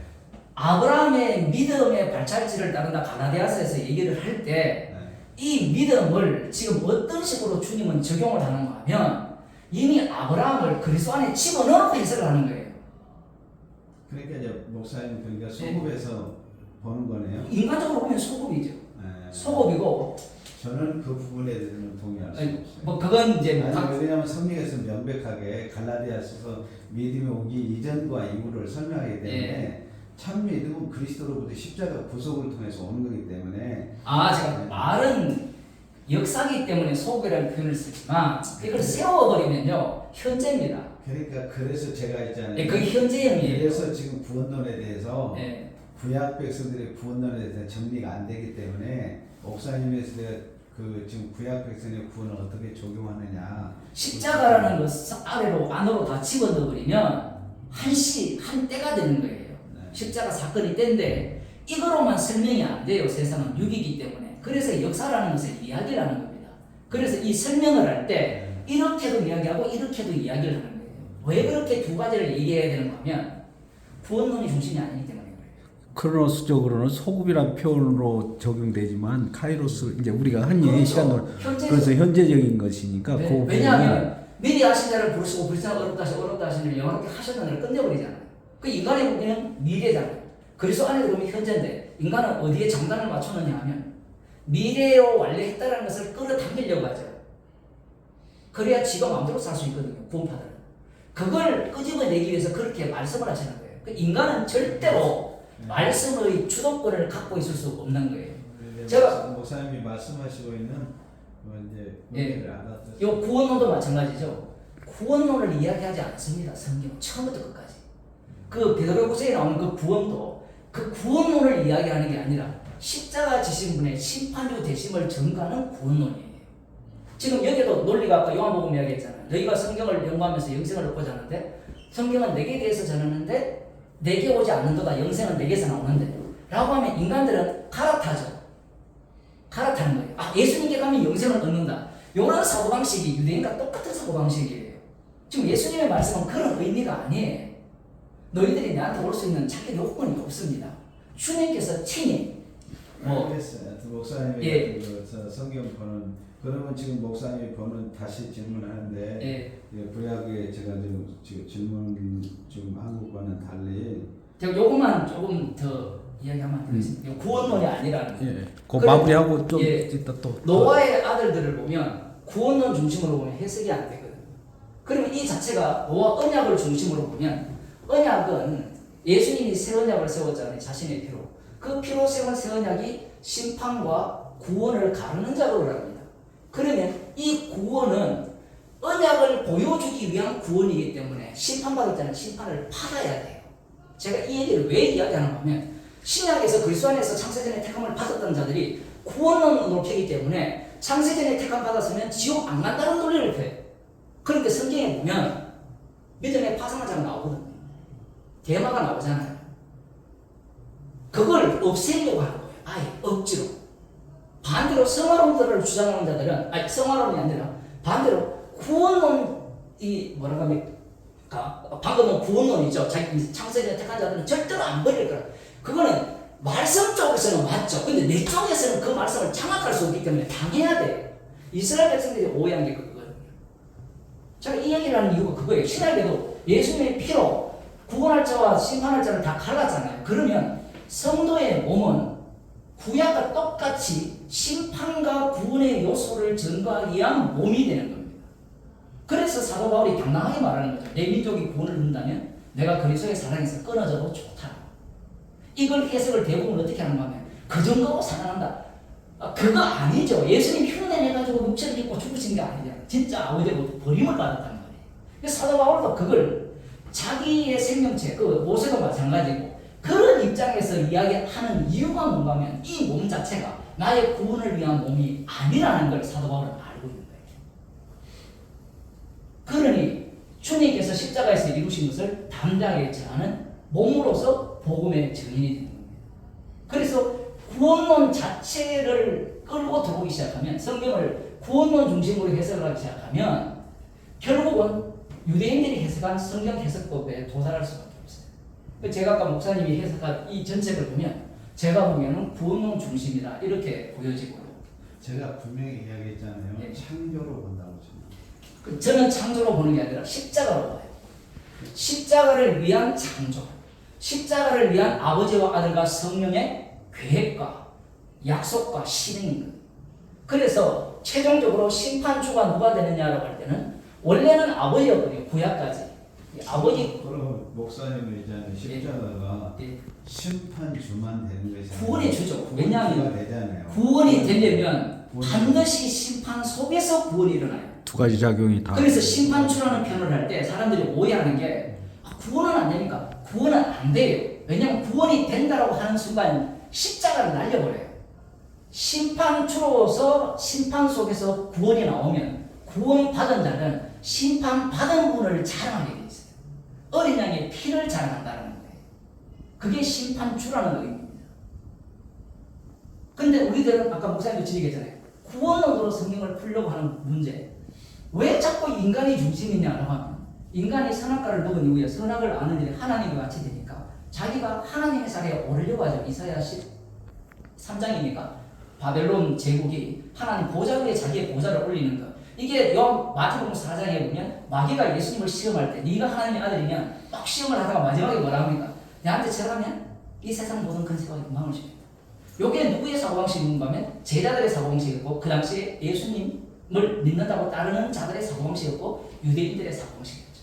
메시아를 이용해서 자 십자가가 있다. 메시아가 십자가 지셨다. 지고 우리는 어디에 올라갔다? 영광받는 자리, 영광스러운 몸에 오르겠다라는 게 유대교입니다.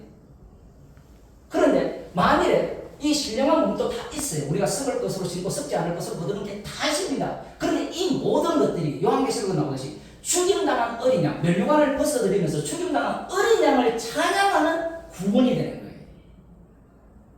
거예요. 그것을 요한계시록에서는 그렇게 설명이 되지만 마태복음이나 누가복음에서는 천국의 비유를 보면 이 땅에서 이미 드러나고 있죠. 천국의 비유를 보면. 천국의 비유를 보면 모든 게 심판과 구원이 계속 달라지는 천국의 비유거든요. 둘로 쪼개는. 그럼 누가 둘로 쪼개느냐라고 하면 말씀이 되시면 주님께서 둘로 쪼개버리죠. 대표적인 경우가 가룟유다와 11제자. 겉으로 보면 어느 누구도 지옥 발자가 없고 예수님의 제자입니다. 그런데 예수님께서 심판조 되신 걸 증거하기 위해서 이 심판조는 반드시 십자가 지신 분이고 이것은 약속을 따라 오신 분이기 때문에 그 약속에 따라 하나님의 저주를 받은 그 6월절 어린 양이 되신 예수 그리스도야말로 심판주가 되죠. 독특한 것은 이 6월절 어린 양의 심판주 사상은 아까 유대인의 왕이라 했잖아요. 유대인의 왕이라 할 때 이 유대인의 왕이라는 표현은 이미 왕 개념이 형성되어 있죠. 사무엘상 8장에 나오듯이 유대인의 왕이라 했을 때 이 유대인들은 선지자들이 예언한 다윗 왕으로 오는 왕으로 인식하는 상태에서 진짜 약속대로 오시는 그 왕, 그 주는 십자가에 못 박혀 죽으시는 분이 주라고 하심으로 말미암아 이 땅 자체는 불심판받아 마땅하다라는 선언이 되어버린 겁니다. 여기에서 유대인의 왕이라는 표현을 쓰므로 말미암아 조롱하는 자들이 있잖아요. 네가 하나님의 아들이면 조롱하는 그 태도 자체가 그들이 기다렸던 메시아가 어떤 메시아냐? 그러면 이제 목사님이 십자가로 이야기할 성경은 구원으로 이야기 안 한다면 예. 목사님이 이야기하고 있는 성경의 해석의 핵심 단어라고할까요? 핵심 포인트를 다시 한번 정리해서 해보세요. 목사님 그러면 구원으로 이야기 안 한다면 저는 창조로 이야기를 했고 예. 목사님은 구원으로 이야기 안 한다면 심판으로 이야기하시는 거예요? 모르겠어요. 십자가에서 다 이루었다고 이야기하죠. 새 언약을 이야기하죠. 새 언약. 그 새 언약 안에는 심판이 먼저 깔리거든요. 심판이 먼저 깔리고 심판 속에서 구원받는 자와 지옥 갈 자가 갈라지는 그것을 위한 그걸 예수님 내게 대해서 전한다는 의미로 파악을 하죠. 그래서 아까 창세기 6장 1절을 해석하면서 요한복음과 연결시켜 보면 베드로 후서 맞죠? 불로서 심판하는 그 내용을 철저하게 십자가를 위한 천지 창조라는 겁니다. 그래서 재생을 주장하는 그 자들도 있잖아요. 신앙자들 중에 주님이 불심판 안 할 거야. 우주가 그냥 새롭게 재생할 거야부터 시작해서 갱신론부터 시작해서 별별 이론이 다 나온 그게 왜 엉터리는가 하면 인간 중심이기 때문에 그렇게 해석을 하는 거예요. 인간들의 눈에는 우주가 너무 광활하고 너무 아름답고 대단하기 때문에 하나님 나라에서 우주가 콩알만한 게 비교를 할 때 저는 그렇게 비교하는 게 아니라 십자가와 비교를 해요. 십자가와 비교하면 십자가는 정말 미련하고 어리석고 모든 사람의 조롱의 대상이죠. 이 십자가 안에 우주를 집어넣는다는 것은 인간으로서는 용납이 안 되죠. 왜냐하면 자기가 벌써 하나님이거든요. 근데 진짜 하나님은 십자가에 못 박혀 죽으신 주인이 됩니다. 그리고 이 십자가를 갖고 아까 노아 그 언약을 이야기하면 십자가신 주님을 전가하기 위한 심판 속에서의 구원이고 심판 속에서의 구원이기 때문에 이 십자가신 이 언약을 전가하기 위해서 구원받은 자들은 그 속에서 지옥 갈 자들이 또 나와야 돼요. 저주받을 자들이. 그러면 하나님께서 창세전에 선택된 백성을 유기된 백성을 하나님이 정하셨나요? 정하지 않으셨나요? 이미 다 정해져 있죠. 그렇죠. 정해진 것이 근데 말씀이죠. 그러면 이제 예를 들어서 지금 목사님이 왔을 때 내가 예수를 믿었어요. 구약의 백성들이 예수를 믿었어요. 근데 구원에서 떨어질 수 있다고 생각해요. 있죠. 그래요? 그 믿은 것이 창세 전에 택한 자인지 어떻게 알아요? 아니 그러니까 논리 자체가 제가 이야기를 할게요. 자, 예수 피가 뿌려졌어요. 예수 피가 뿌려졌어요. 한번 뿌려졌는데 예수 피가 뿌려진 자가 뿌려졌다는 건 선택된 백성이잖아요. 근데 그가 다시 타락할 수 있다고요? 지금 성경이 그래서 제가 하는 것은 영과 육이 구분이 안 되면은 성경이 영적으로 죄를 지은 거. 예를 들어서 요한계시에서 거짓말했으면 저기 천국 못 간다고 그랬잖아요. 예. 영은 그리스도 안에서 완성이 되는 거예요. 십자가의 피로. 그리고 그렇기 때문에 영은 죄를 짓지를 않아요. 요한에서 이야기한 대로 그리스도 영이 우리 안에 지키고 있고 성령이 우리를 지키고 있기 때문에 영은 죄를 짓지 않는데 우리의 육체가 죄를 짓는 거죠. 저는 그걸 구분을 안 합니다. 그거 구분이 왜냐하면 그래서 제가 그래서 이건 성경 해석이 영과 육이 구분하면 해석도 안 되고 구원론에 대한 심각한 문제가 네, 제가 지금 예. 그 부분을 한번 답변을 해볼게요. 이 구원론에 있어서 창세전 그리스도 안에서 네. 택한 자들은 지옥 갈 수 있느냐 논리잖아요. 예를 들어 네? 탈락할 수 있느냐, 십자가의 피로 네. 내가 믿으면 피가 뿌려졌으면 네. 창세전에 택함을 받았기 때문에 이 사람은 절대로 네. 구원에서 떨어질 수 없다라고 하잖아요. 그리고 성도의 견인교리가 있죠. 맞아요. 성도의 견인 맞아요. 네. 그럼 제가 질문할게요. 성도입니까? 네? 본인이 성도잖아요. 성도죠. 이 문제가 발생하는 거예요. 그러면 신천지애들도 무슨 문제가 발생해요? 신천지애들도 성도라 하거든요. 네. 똑같은 논리를 펴요. 네. 구원파도 똑같은 논리를 펴요. 자, 그러면 고린도 제가- 제가 예. 고린도 교회가 적게는 9가지, 예. 많게는 19가지 문제가 있더라고요. 예, 분석을 해보니까. 예, 맞아요. 근데 바울이 거기에 고린도를 향해서 예. 고린도를 교회라고 했고, 그렇죠. 고린도 그다음에 그들을 성도라고 표현했어요. 예, 예. 그렇기 때문에 제가 계속해서 강조하고 있는 영과 육이 구분이 안 되면 예. 이 구원론에 대해서 해석이 안 돼요. 절대로. 자, 이게 성도와 교회를 이야기할 때 우리는 이걸 구원론으로 들어가요. 구원론으로 들어간단 말이에요. 성도와 교회라고 했을 때 교회는 이런 거예요. 구약을 보게 되면 예수님도 마찬가지지만 12제자가 재밌는 것은 성경에 사도로도 불러요. 사도세. 이건 맞죠. 가론 유다를 안 빼잖아요. 안 빼는 이유가 뭔가 하면 교회라는 자체가 이 두 요소를 반드시 담고 있어야 돼요.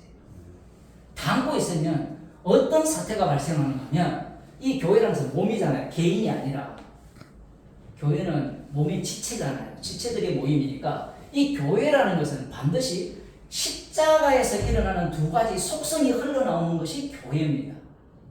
그러면 이것이 흘러나올 때 신약이 똑같이 작용을 하듯이 노아 방주에서 8명이 구원을 8명이 구원을 받았는데 구원받은 자가 둘로 쪼개지죠.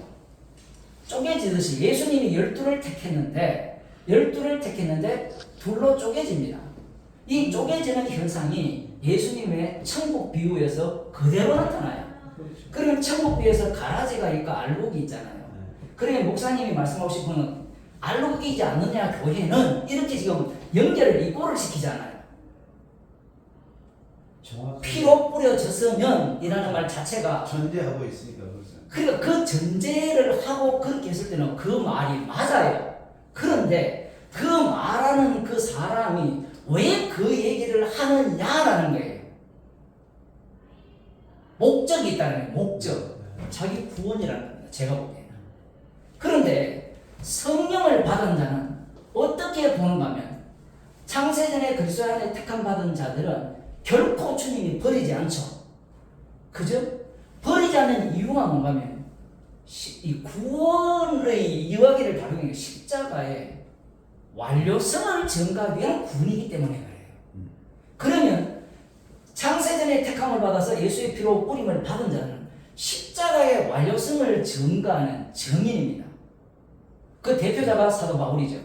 그러니까 십자가로 완료한 자들이 구원받은 백성이잖아요. 예. 근데 목사님은 구원에 대해서 지금 성경에 대해서 말을 안 한다고 자꾸 이야기를 하니까 십자가로 완료됐다는 것 자체가 그 구원받은 백성이잖아요. 구원론 중심이 아니라는 얘기죠. 구원을 얘기 안 하는 게 그럼 아니에요. 목사님이 말씀하고 있는 네. 성경에 지금 그러면 십자가 중심으로 성경을 봐야 된다는 거잖아요. 그렇죠. 십자가에서 심판과 구원이 갈라지기 때문에 그러니까 그리고 십자가 중심으로 봐야 된다고 하잖아요. 근데 십자가 중심에는 그 중심에는 지금 말씀했듯이 그리스도께서 심판주로서 구원주로서 주로서 지금 일을 하셔야 돼요. 그렇기 때문에 십자가라고 하는 것은 심판을 위하고 구원을 같이 이야기하고 있는데 굳이 왜 구원이라는 말을 빼냐 이거예요. 빼는 게 아니라 구원론 중심이 아니고 심판 중심도 아니에요. 그리고 구원을 이야기하면 신자는 심판 속에서 구원이거든요. 항상 구약 이스라엘 보면 노아도 심판 속에서 구원이고 이스라엘 백성들도 우리들도 예수님 함께 심판받아 예수님이 돌아가실 때 함께 죽임을 당하잖아요. 그 당한 상태에서 구원이기 때문에 이 구원은 자기 구원을 증가하기 위한 구원이 아니라는 이야기를 하고자 하는 거예요. 반대 논리로 심판을 위한 심판론 중심도 아니고 구원론 중심도 아니라는 또 아니죠. 십자가 왜냐하면 십자가 안에서만이 그분이 심판주예요. 이 주사상 이 주가 제일 중요하거든요. 영광을 누가 받느냐. 그래서 아까 고린도전서 15장에 나오는 아버지께 바칠 때라는 의미가 그때가 비로소 이 주됨의 이 역사잖아요. 그 역사, 인간 역사 이미 완료가 되었지만 이 역사의 완료성 상태에서 제대로 주가 된다는 의미인데 목사님은 이걸 아버지께 바친다라고 해버리면서 완료로 가버리죠. 그게 이미 십자가를 통해서 아버지 앞에 보고할 때 그걸 사역을 다 마치고 그걸 제가 이제 시간적으로 봤을 때 재림 때 신령한 몸을 입힌다고 했기 때문에 그거를 바친다고 그랬잖아요. 그러니까 바친다는 의미가 이미 십자가 때 완료가 된 거죠. 우리의 시간 계획을 가지고. 근데 제 말은 이 아버지께 바쳐버리면 주의 자리를 양보하게 돼요. 주의 자리를 양보하는 게 아니라 봅시다. 주라는 말이 구약에 지금 여호와라는 말이 신약의 키리오스로 번역되잖아요. 그러면 예수님만 주가 되고 성부와 성령은 주가 아닙니까? 성령은 주가 아니죠.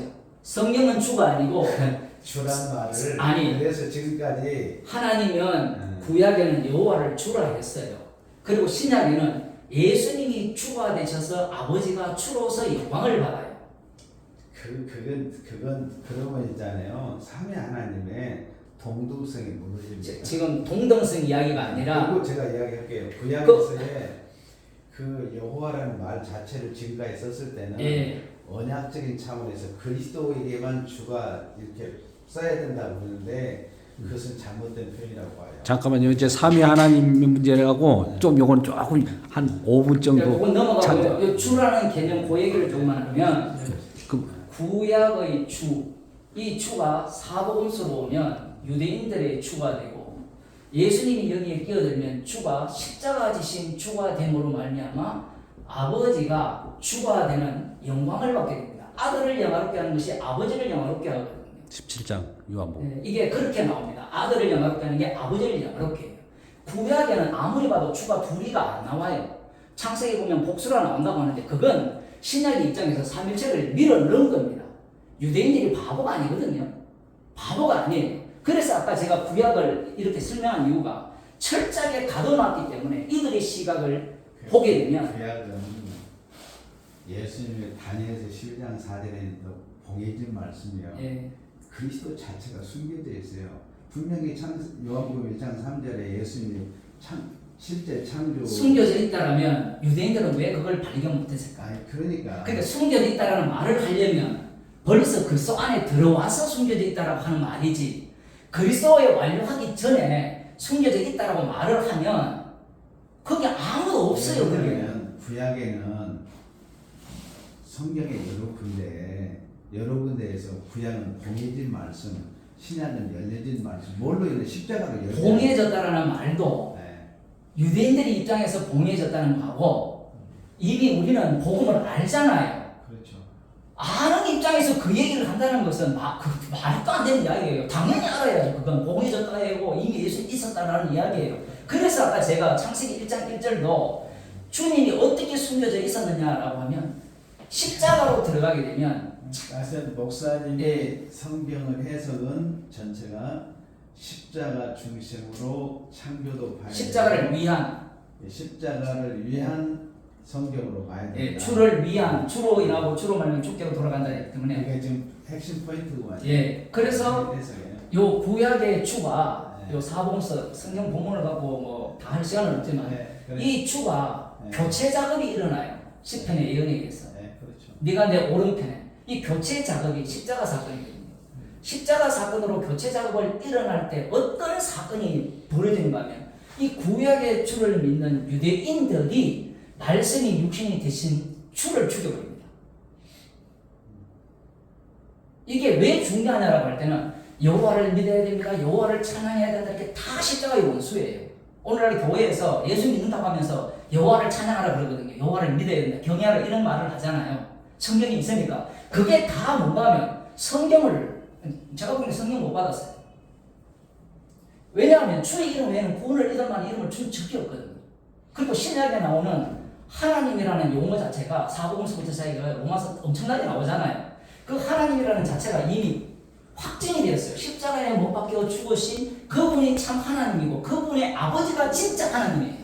그 내용을 다 담고 있는데 신학자들이 신약에 나오는 하나님을 다시 구약의 하나님으로 돌려버렸어요. 십자가 없는 하나님, 아들 없는 하나님으로 다 바뀌어버렸죠. 그렇게 한 이유가 뭔가 하면 삼일체로 들어가 버렸어요. 이런 문제들이 지금 거론이 된다는 겁니다. 그래서 이 주의 자리가 바뀌어버리면 원래 주가 뭐가 되는 건 무상이 돼요. 충격적이죠. 사도 바울이 여호와를 믿었잖아요. 여호와를 믿는 그 주가 무상이라니까요. 여호와. 네, 목사님이 성경 해석에 예, 뭐 다를 수도 있는데 지금 사도 바울이 하나님을 믿는 열심으로 주님을 만나기 전까지는 하나님을 위해서 예를 썼는데 주님을 만나보니까 나의 의를 세우려고 했다라는 거예요. 그냥 주님을 만나기 전까지는 절대로 이걸 모르는 거예요. 자기가 우상 하나님을 섬기고 있었다는 사실을 꿈에도 생각을 못한 겁니다. 왜냐하면 자기의 의를 세운다는 것은 십계명에 의하면 너를 위하여 하늘에 있는 것이나 땅 아래에 있는 것이나 아무 형상이든지 만들지 말라 했거든요. 형상을 안 만들고 이들은 여호와를 나를 위한 여호와로 섬겨버리죠. 아까 요한복음 5장 39절에 영생을 얻기 위해서 성경을 선고하죠. 자기 영생을 위한 여호와, 그게 우상이에요. 그 우상 숭배하는 자들이 예수님이 육신을 입고 오시니까 제거해버리는 겁니다. 그분이 주가 돼요. 그러면 그분이 십자가를 못 보신 그분이 주가 됐다는 것은 이 십자가 안에서 구약을 안 보고 성경대로 하나님을 믿어야 되고 제대로 믿어야 되고 말씀대로 살아야 되고 이렇게 주장하는 모든 것들은 우상숭배자들이에요. 자기를 위한 거예요. 알겠습니다. 일단 목사님 네. 포인트 제가 보고 제가 아까 설명해 중에 네. 미비한 것 한두 가지만 좀 더 이야기해도 되겠습니까? 예, 짝짝 좀 쉬었다가요. 예, 5분만 차잖아. 가야 되니까. 아 그래요. 그러면 좀 여기까지만 먼저 해드리고 다시 설명 좀 해드릴게요.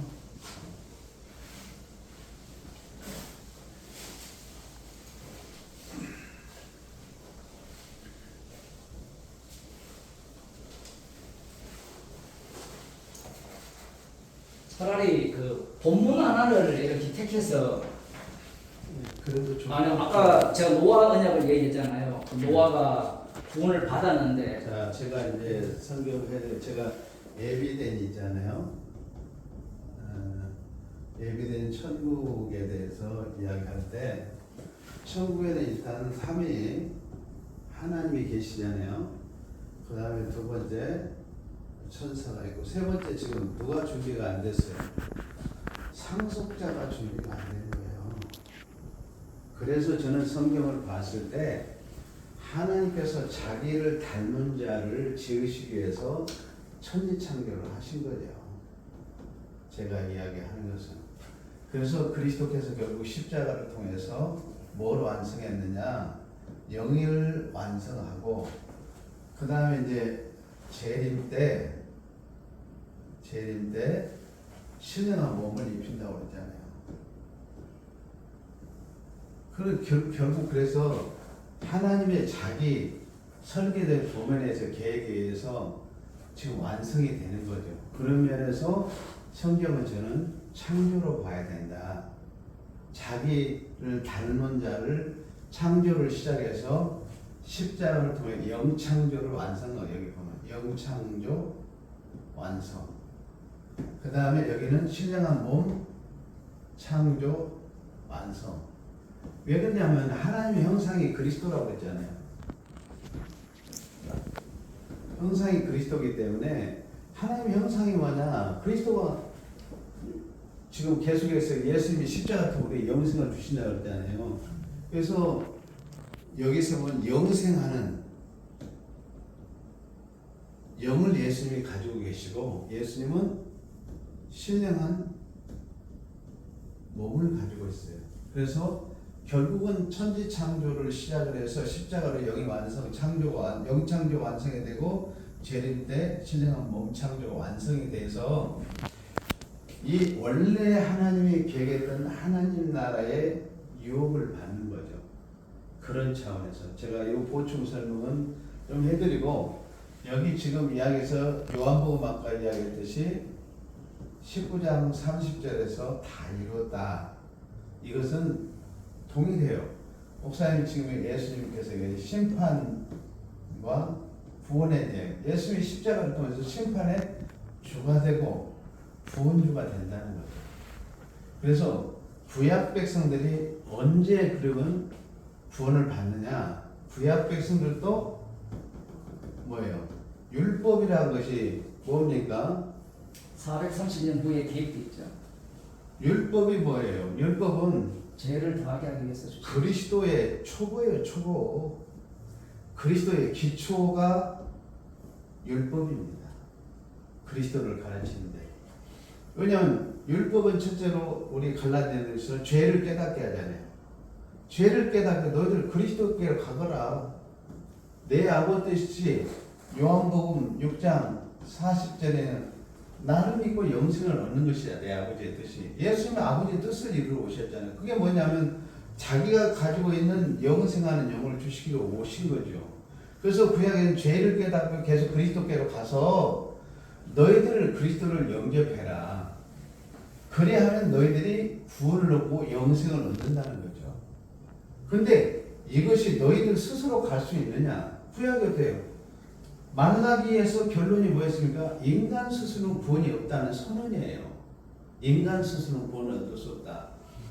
그리고 신약 백성들도 마찬가지예요. 신약 백성들도 이제 구약 백성들은 베드로전서 3장 18절을 통해서 그리스도는 육체로 죽임을 당하시고 그 다음 뭐였어요? 영으로는 살리심을 받았다고 그랬죠? 예수님의 영이 십자가에 못 박혀 죽었습니까? 안 죽었습니까? 예수님의 영이 십자가에 못 박혀 죽었어? 안 죽었어? 성경에는 네. 죽으셨다라고 하죠. 그 질문 자체가 비성경적이에요. 아니 성경에서 분명히 그러니까 사람들이 있잖아요. 예수님이 십자가에 못 박혀 영이 죽었다는 말을 하니까 네. 사람들이 저한테 반론해. 성경이 어디냐고 따져서 내가 질문하는 거예요. 두 가지가 다 있죠. 야. 영은 죽었는데 그 죽으신 분이 음부에 내려가서 복음을 선포했다는 것도 있고요. 근데 거기 보면 제가 이제 그걸 설명하기 위해서 하는 거예요. 지금까지 오해된 성경 구절이기 때문에 베드로전서 3장 지금 19절에 대한 오해에 대한 해석을 지금 해드리기 위해서 제가 이야기를 하는 거예요. 베드로전서 3장 18절은 분명히 육체로만 죽은 것이 아니라 영이 죽었어요. 이사야서 53장 12절에 보면 예수님의 영이 사망이 이른다고 이미 예언을 해놨어요. 그러면 사망이 뭐냐? 영은 소멸되는 게 아니잖아요. 죽었다는 건 하나님과 관계의 단절을 의미하는 거예요. 그러니까 예수님이 십자가에 보면 순간 하나님 아버지와 관계가 단절이 된 거죠. 그래서 베드로전서 3장 18절에서 육체로 죽으면 영으로 즉시 살리심을 받아요. 그러니까 예수님이 십자가 통해 3일 동안에 무슨 일을 했느냐? 이게 구체적으로 안 밝혀졌죠. 자, 19절에 가서 옥에 있는 영들에게 복음을 선포했다는 말이 없어요. 거기 캐릭센이라는 단어 자체가 이 캐릭센이라는 이 단어 자체가 지금까지 복음을 전파로 이야기하고 선포로 이야기하는데 이건 심판 선고예요. 선고. 캐릭센이라는 단어를 쓸 때. 그러니까 옥에 있는 영들, 구약의 불신자들에게 1차적으로 어떻습니까? 사망을 선교하셨고 그 다음에 계시록 20장 1절에서 3절에 보면 지금 사단들 있잖아요. 무적에게 가둔 바 되잖아요. 선고를 한 거죠. 그리고 그 다음에 이제 베드로전서 4장 6절에 보면 구약 백성들의 구원에 대한 이야기를 명백하게 여기 나와요. 그러니까 구약 백성들이 여기는 구약 백성들에게 이 육체로는 심판을 받으시고 이제 영으로는 살리심을 받았다는데 구약 백성들이 계속 사모기다 예수님의 십자가의 피 흘리심으로 일제히 한꺼번에 구원을 받습니다. 내가 그래서 지금 질문한 거예요. 그 다음에 신약 시대는 오고니 계속 그리스도의 피가 적용이 되는 거죠. 그래서 재림 때가 되면 어떻습니까? 예수님이 더 이상 십자가에 못 박힌 그 몸을 더 이상 필요가 없어요. 완성이 돼버렸기 때문에. 그래서 예수님이 본래 삼위 하나님의 그 자리로, 본래 본체의 그 자리로 예수님이 본래 자리로 돌아가시고, 우리는 이제 새하늘과 새 땅에서 이제 하나님 형상이 완성되는 가운데서 이 영원한 천국의 삶이 이루어지는 거죠. 제가 보는, 그래서 아까 좀 보충 설명을 좀 해드린 거예요.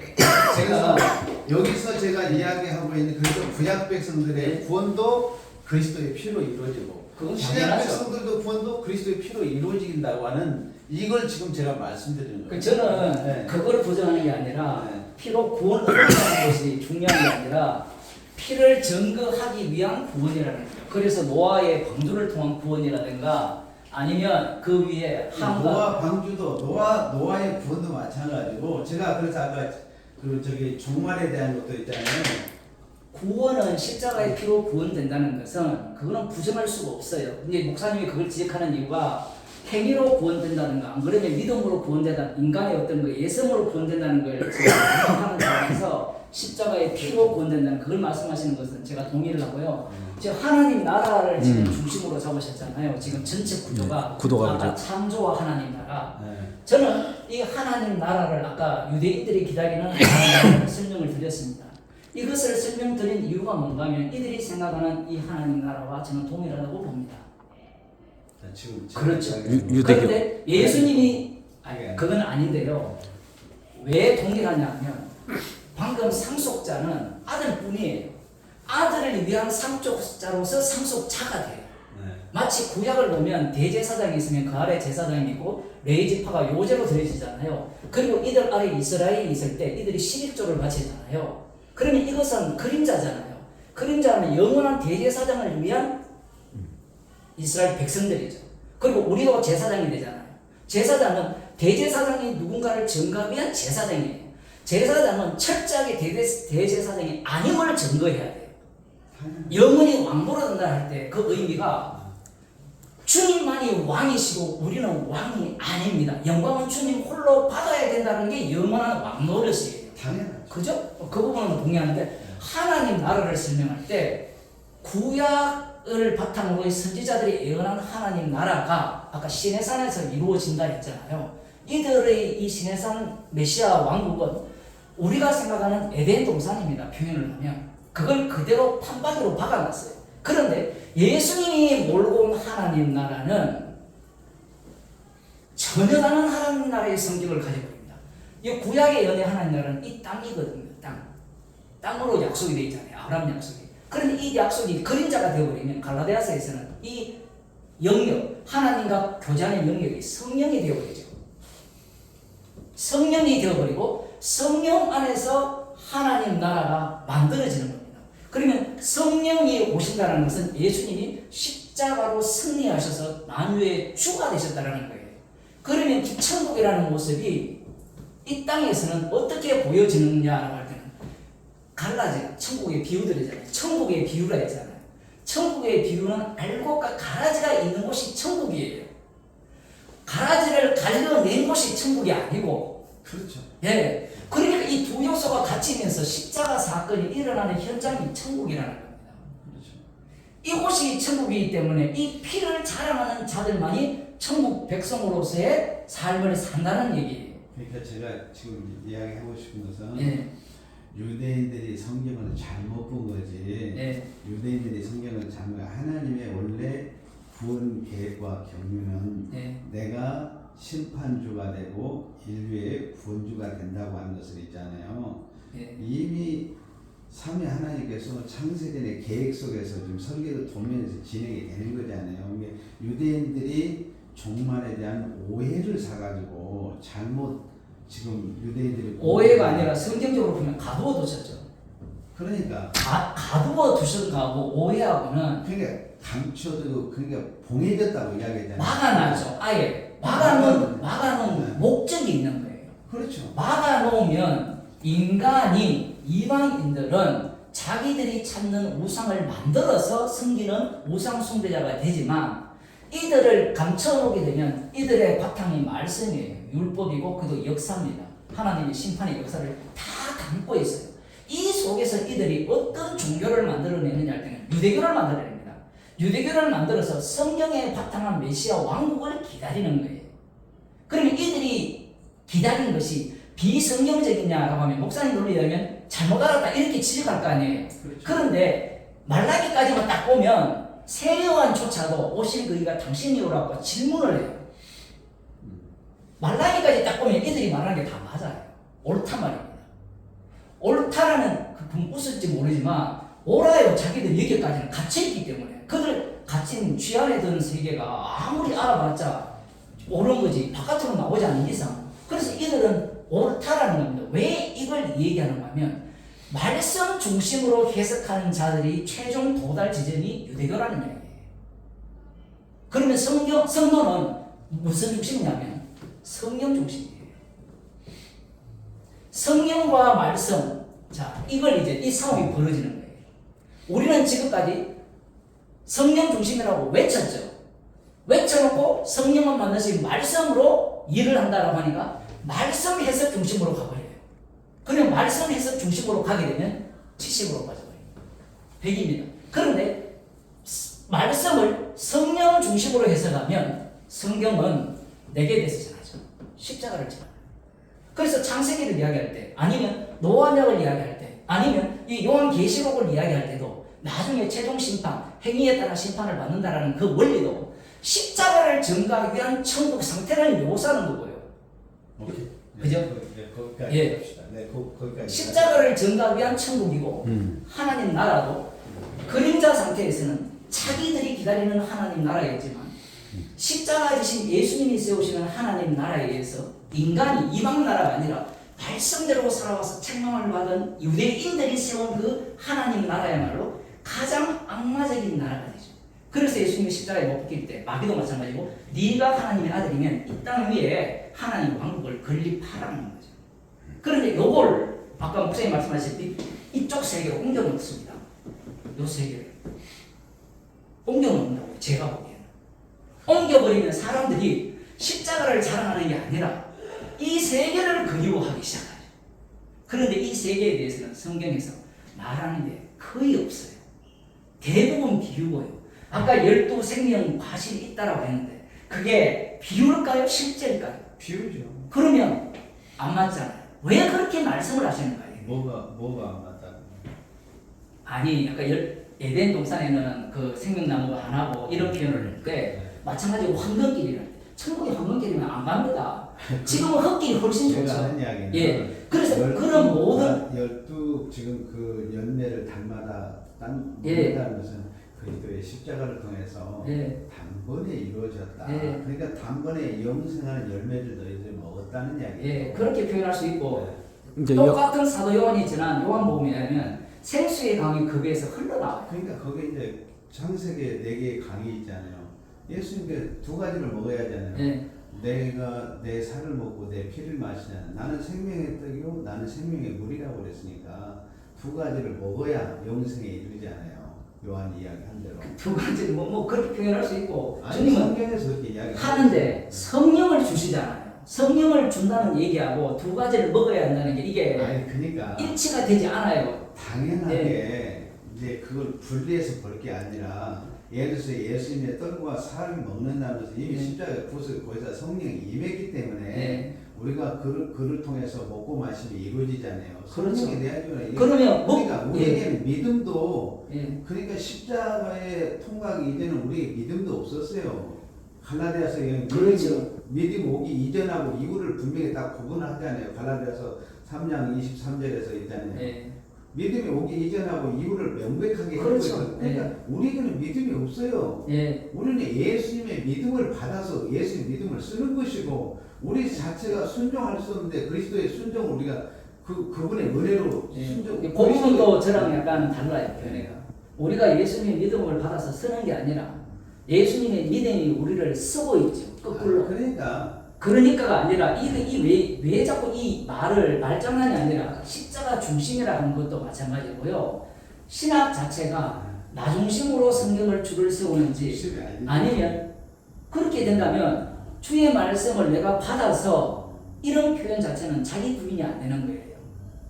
성령의 인도하심이라면 주님의 믿음이 우리를 이끌죠. 그러면 그 믿음이 이끈다면 우리의 믿음으로 너의 믿음으로 구원을 얻었다라고 했을 때 이 너의 믿음은 어떤 걸 담아야 되는가 하면 십자가 속에서 너의 믿음이 나와버리면 나의 믿음은 가짜가 되고 주님의 십자가로 완료하신 아까 살과 피 그것만이 참으로 우리를 계속해서 이끌고 있다라는 말이 되고 그 다음 한 가지 더 중요한 게 이제 거의 끝났으니까 십자가 사건은 2000년 전에 완료되었지만 아까 구약도 한꺼번에 삼켜버렸잖아요. 그럼 지금도 한꺼번에 삼켜요. 그걸 한꺼번에 삼킨 걸 직선으로 봤지 수직으로. 그럼 이걸 높이면 어떻습니까? 높이면 십자가 사건이 현재입니다. 그렇죠. 현재이죠. 그러면 지금도 십자가 사건이 현재이라면 나 구원 받았다가 나오는 게 아니라 십자가 사건의 현장 속에 자기가 있는 겁니다. 그러면 주님의 죽으심을 전가하는 증인으로서 죄인이 되고 다시 십자가의 피로 용서받는 이미 용서받았기에 그 용서를 자랑하는 증인으로 사는 거예요. 십자가 사건이 현재성이에요. 네. 목사님의 해석의 원리를 이제 전체적으로 아주 어렵겠지만 서로 이제 오늘 하여튼 여기까지만 제가 시간 관계상 어디 신방이 있다고 그랬죠 아까. 신방이 좀 정해져 있어가지고 그래서 더 계속 있을 수 있는데 계시면 또 이제 대화를 많이 좀 나누고 싶은데 안 돼.